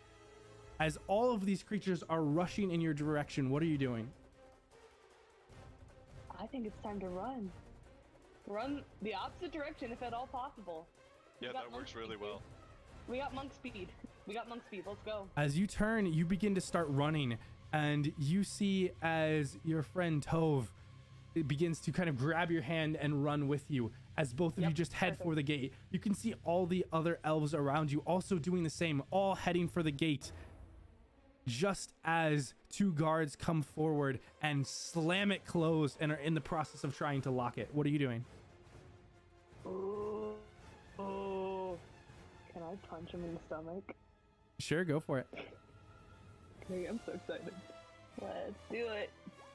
22, bitch. Yeah, that hits. You want to use a bonus action to do any more? Hell yeah, let's do a second one. All right, go for it. Or attempt anyway. All right, that one does not hit, but you can burn a key to do a third if you'd like. Let's fucking go. Why not? First session.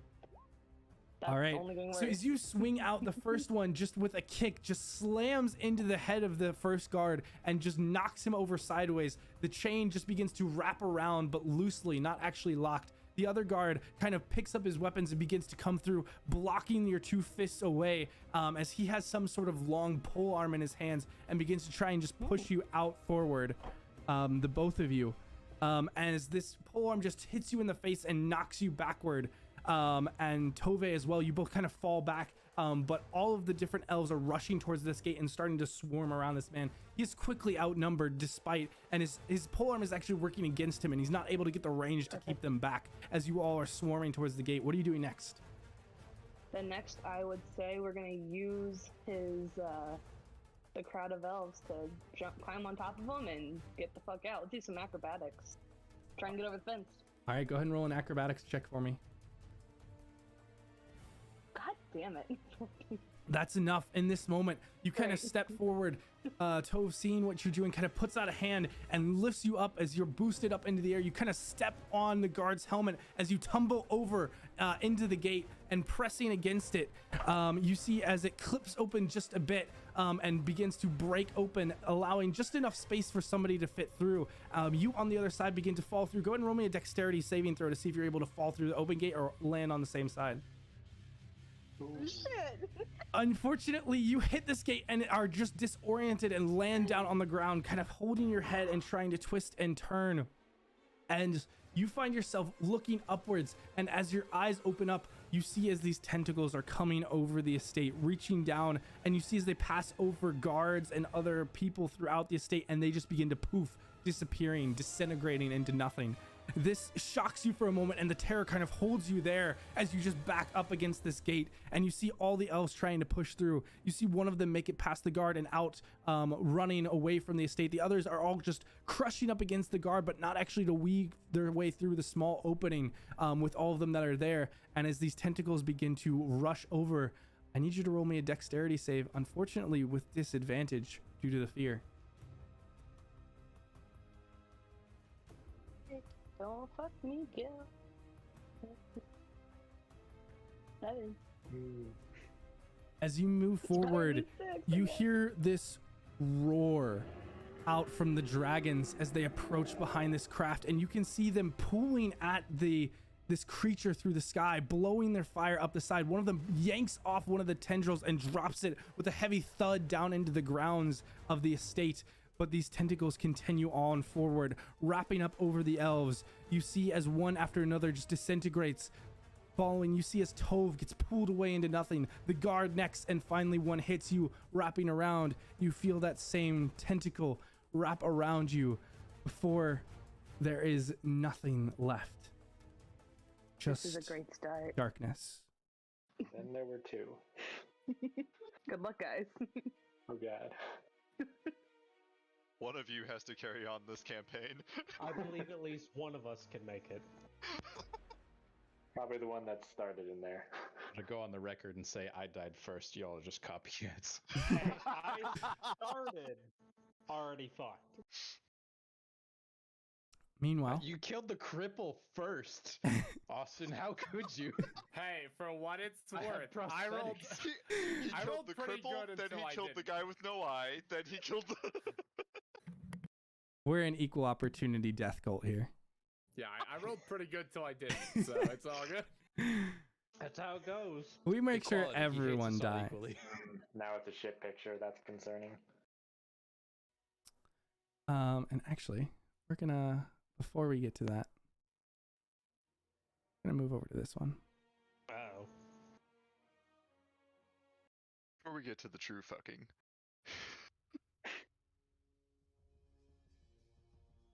The mind fucking. Boko, your eyes, Oh, if you think that already isn't in progress. Boko, your eyes are blurry and black, but they eventually come to vision as you look around. You see yourself in some sort of a chamber. There are these cages that hold you aloft, and you can't seem to move, almost paralyzed where you are. You look and you see others around you. You see a small man, maybe half your size, old and gray in his hair, just hovering there, his eyes looking back at you. You can see fear in them. And then suddenly there's a voomf sound as another individual apparates in the one beside him. Another heavy voom as a third appears. You see as dozens of these chambers begin to get filled with other civilians and other entities. Roland, eventually your eyes light up in the darkness and you can see yourself in a chamber looking around. You look across and you see an individual of dark green skin just in one of these chambers, surrounded by other people of various size and shape, race and background. It is just all the civilians of Karlakton collected together. Gale and Thashalt, you also find yourselves suddenly apparated in one of these chambers, paralyzed in place in one of these chambers. Looking across, you see dozens of other individuals, and in the center, a large pod that just pulses with a light. A soft light, rather. And Light. yeah. Finally, Jasira, your eyes acclimate and open, and you see yourself in a chamber with guards and other elves from the estate. What you all share in common is a great sense of disorientation, and all of you notice that you are completely naked, hovering where you are. The chambers seem to close you off, and you can just see about the neck and higher on everyone else, but you assume from what you can see of their neck and shoulders that they are the same. All hovering in this pod together. And then from outside, you can hear a sound, almost like a roar, that bellows out, and you can feel a heat just surrounding you all of a sudden before it dissipates. You feel a shaking and rumbling, a crash. And then there is a moment of more disorientation, almost as if you had blinked and the entire world had shifted upside down and back again in the blink of an eye. You find yourself still locked in this stasis, but hearing these sounds of something happening around you, this chaos. Boko and Clyde, in your chamber, you can see as all of a sudden there is a tear as a massive roar bellows out, and you see the head of a dragon pierce through the side and just breathe in and begin to exhale this fire that cascades across the floor, hitting the pot in the center and conflagrating in this massive explosion that heats you up as if you feel almost as if you're being about to be consumed by the flame, as it just begins to burn away the sinew and the whatever makes up this cage that you're within. As this breaks apart, you can feel whatever is holding you start to lessen as your muscles begin to move slightly and the fire across the floor begins to creep ever closer, just threatening the death by fire. The dragon pulls away as another thump happens, and you two in this chamber can see as there is a visible distortion outside of whatever hole is in this craft or creature that you're within. There is just a coloration, a pulse of energy outside as you feel yourself once again feel like you're spinning upside down before riding again, and you feel yourself start to get nauseous inside. All of you feel the rumbling again as it begins to cascade and crash as you are zooming through at immense speed. And Boko and Cade, you can see that outside there are these massive mountains that stretch across the horizon as you are hovering above the air, and you can see one of the dragons begin to hover outside the hole before coming in, and just at that moment another discoloration as you are just thumped once again and thrown through this disorientation.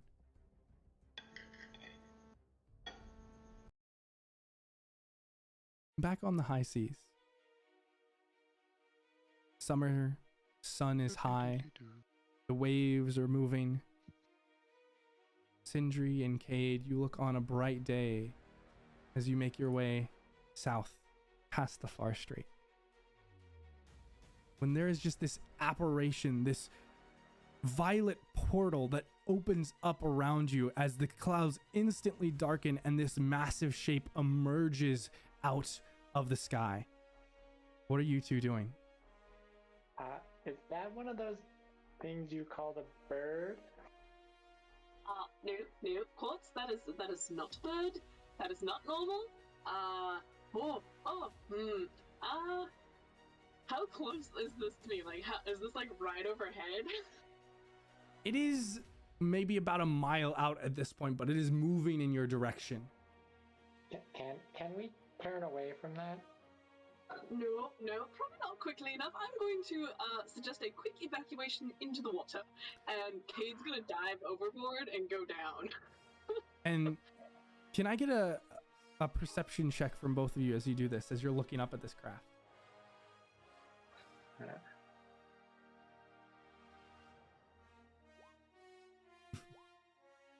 So Cade, you just immediately see this and just nope out of there and just dive off the edge of the boat into the water and begin pulling in. The sailor that you were well aware that you had seen a shoreline in the distance, and you are already swimming in that direction. Meanwhile, Sindri, you're left all alone on this dock as you look back and forth, but you can focus now and you see that this entity is headed straight for you, and it's not flying through the sky, it is flying down. The back of this creature is aflame as these tendrils just pulse in erratic patterns around it, and behind there is just these darkened clouds with thunder and lightning that rolls as the violet portal shifts close behind it. Quickly, in the water! Sindri's gonna like look between the water and the ship, debating what's more likely to kill him. I'm gonna shape water a tendril around his leg and pull him in. All right, that's a strength saving throw? Does the shape water actually do that? No, I'm going flavor here, just like a nudge. Like, get in the water. Go ahead and roll me a wisdom check first. Okay. As you try to manifest your magic in this way. Does it seem like the ship is going to collide directly with our ship? Constant bearing, decreasing range. From what you're looking at, it doesn't seem like it is a direct course, but it is heading in your general direction. Cade, as you try to coalesce this, trying to will forward this tendril of water, trying to mimic what you can see in the sky, it is You create this water, but it mostly just crashes against the edge of the ship and disperses. It's not able to hold its form enough to try and pull Sindri. Okay, Sindri, the water is safer. I promise. Come on, in the water. I'll keep you afloat. I don't know. It doesn't look like it's going to hit. And this I will just be like, yes, but if it does hit being in the water rather than a capsizing boat, better. I look at the boat. I look back at the water. And before you're able to make a decision, there is an impact as this massive craft or beast hits the water and almost skims off of it into the air. But there is a massive wave that is created as it begins to sweep towards the ship. Go ahead and roll me a dexterity saving throw, Sindri. I'd like to dive down. All right. Sindri, you just sit down and hold on to the boat as you are just propelled forward across with this wave as it surges out from the water just away. And you can see ahead of you, this beast is just skipping across, moving towards whatever landmass is out in the center ahead of you. Cade, you dive down underneath the waves and you feel the surge. And as you look up, kind of trying to peer through the waves, the light of the sun as the clouds are beginning to abate, you can see the wave carry the boat off, and you just already come up and begin to swim in that direction. Sindri, you're on the ship as it begins to rush towards this shore faster and faster. Go ahead and roll me a strength saving throw this time. To pull out my pickaxes and like slam them into the ground for grip and just hold on for dear life. All right, give me a strength saving throw at advantage then. Okay. Ooh. Oh my gosh. Alrighty. I'm holding on. So as this boat just carries you up and over, this boat just carries you up and over as you are propelled over and onto the shore as it just crashes straight in. Luckily, there's no rocks on this beach. It is a sand beach, but you are just thrown forward and begin to just crash with the boat straight in. And you will take... I knew the boat was safer. You will take 9 points of bludgeoning damage as you crash into the shore, and Kate is just swimming as fast as she can.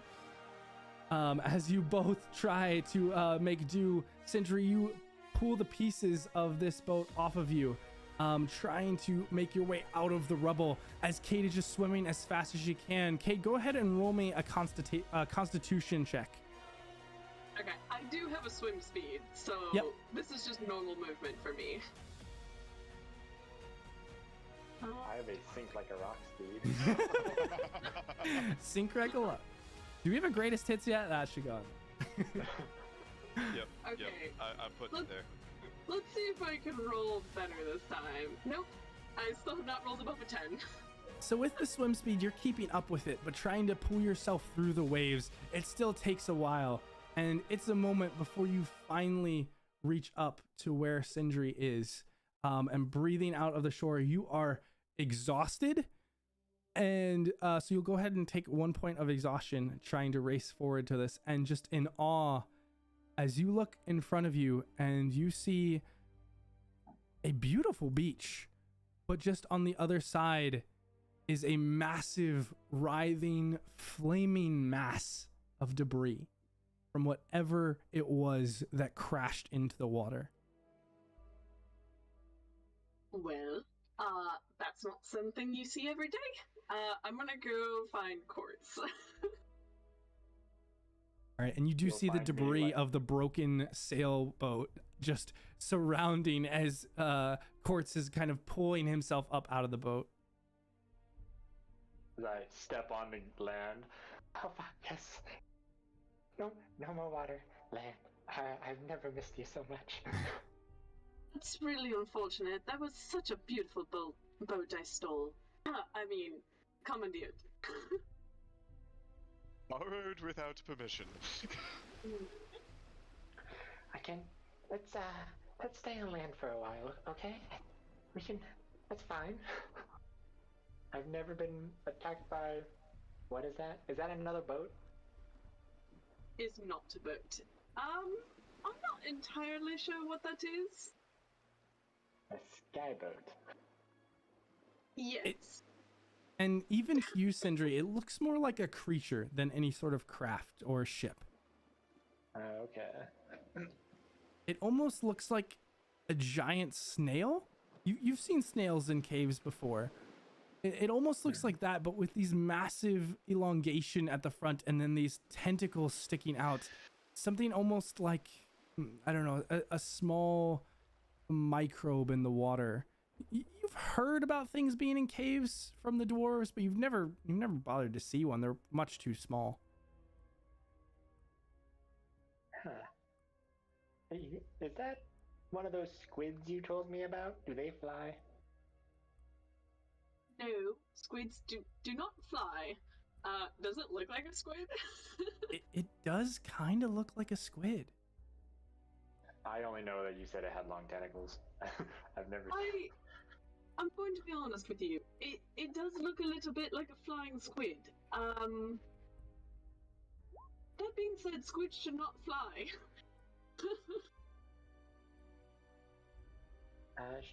Should we check it out? And it's yeah, go ahead. Does this ship monster thing look like it's still alive? Like, are things moving? As you observe it, actually, go ahead and roll me a perception check real fast as part of this. Okay. Should I as well? Sure. Or actually, if you want, you can give Cade advantage as well. Ooh, I will do that. Okay. Again, let's see if I can roll above a 10.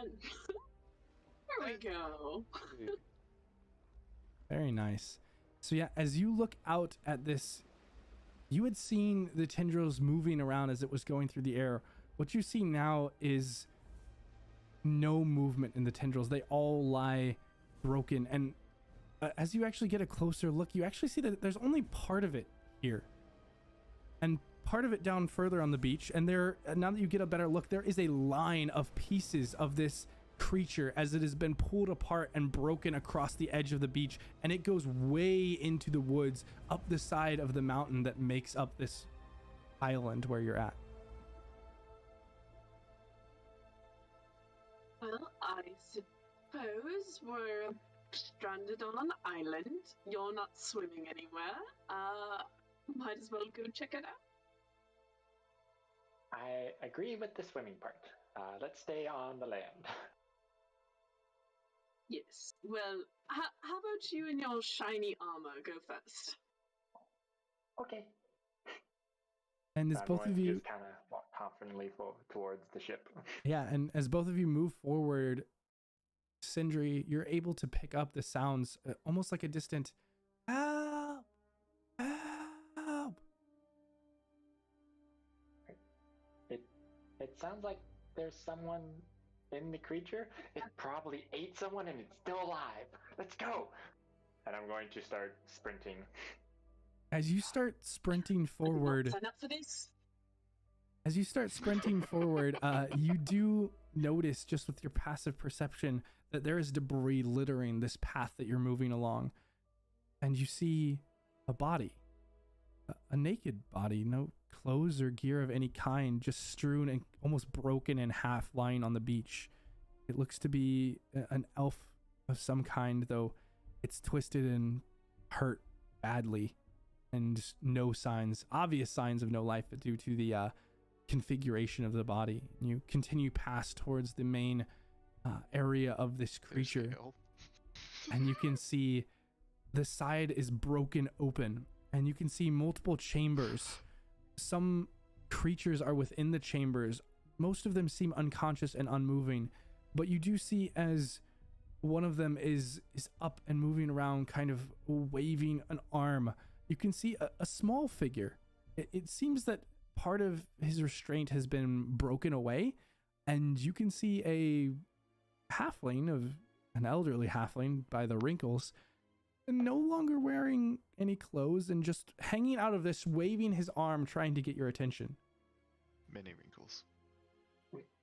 Alright, seeing that, I will just kind of run in that direction, not really paying attention to what's around me, and I'm going to take my warhammer and flip it around so the spike on the ends first, and I'm going to try to cleave through the casing he's in. All right, go. You were gonna kill me. No, no, no. Death to the halflings. Die. You see just an instant of fear on the halfling's face as you charge him with a maul. Go ahead and roll me a strength check. What's perhaps a little slower and a little less threatening? All right. Yeah. As you go, as you go forward and just kind of swing into this, it seems to give away, almost as if you're hitting. Not even wood. It's almost. It just gives way. It's unlike any material that you in particular can relate to. But it just breaks apart. And almost squishes as it squeezes out the sides and just breaks open whatever the cage is. And suddenly the halfling's form drops down beside the crumbling cage and into it as the debris begins to fall over him. And as you kind of clean him off and kind of extend a hand down and help him up. Oh, no.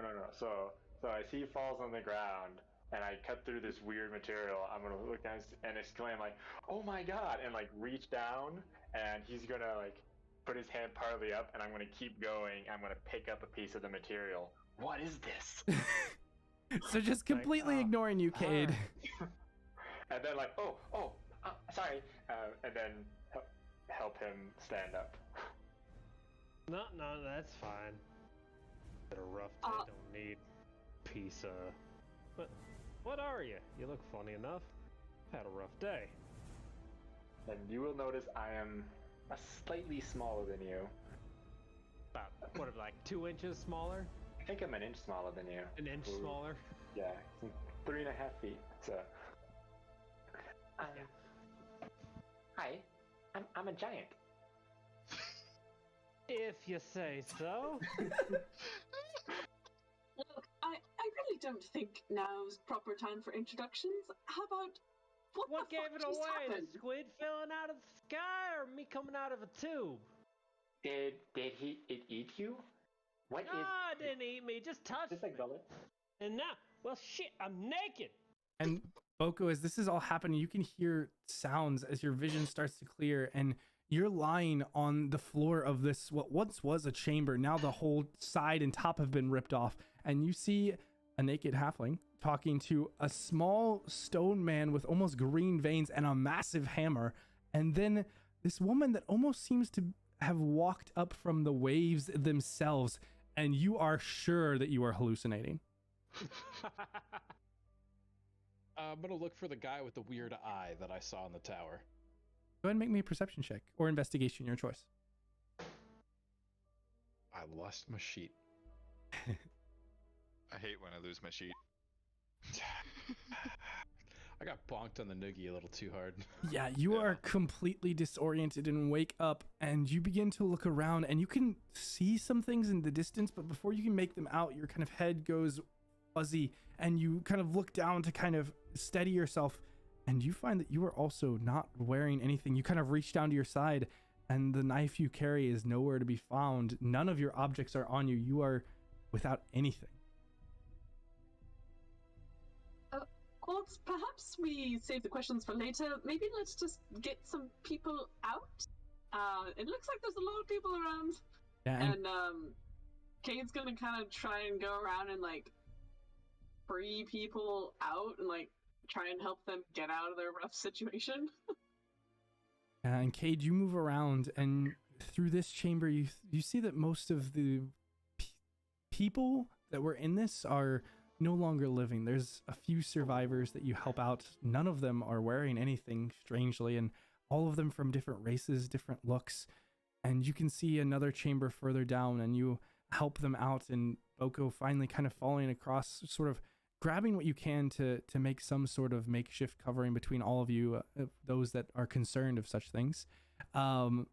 You all eventually see that other figure that you had seen with the strange eye, and they're also not with anything. And Roland, what do you look like at the moment? The human man with a scarred face. So just the kind of cauliflower ear and scar kind of coming down, and that makes him very distinct, as you see that he is also kind of disoriented and getting his bearings. You see other individuals, a young human male who's kind of looking around, talking excitedly for the situation somehow.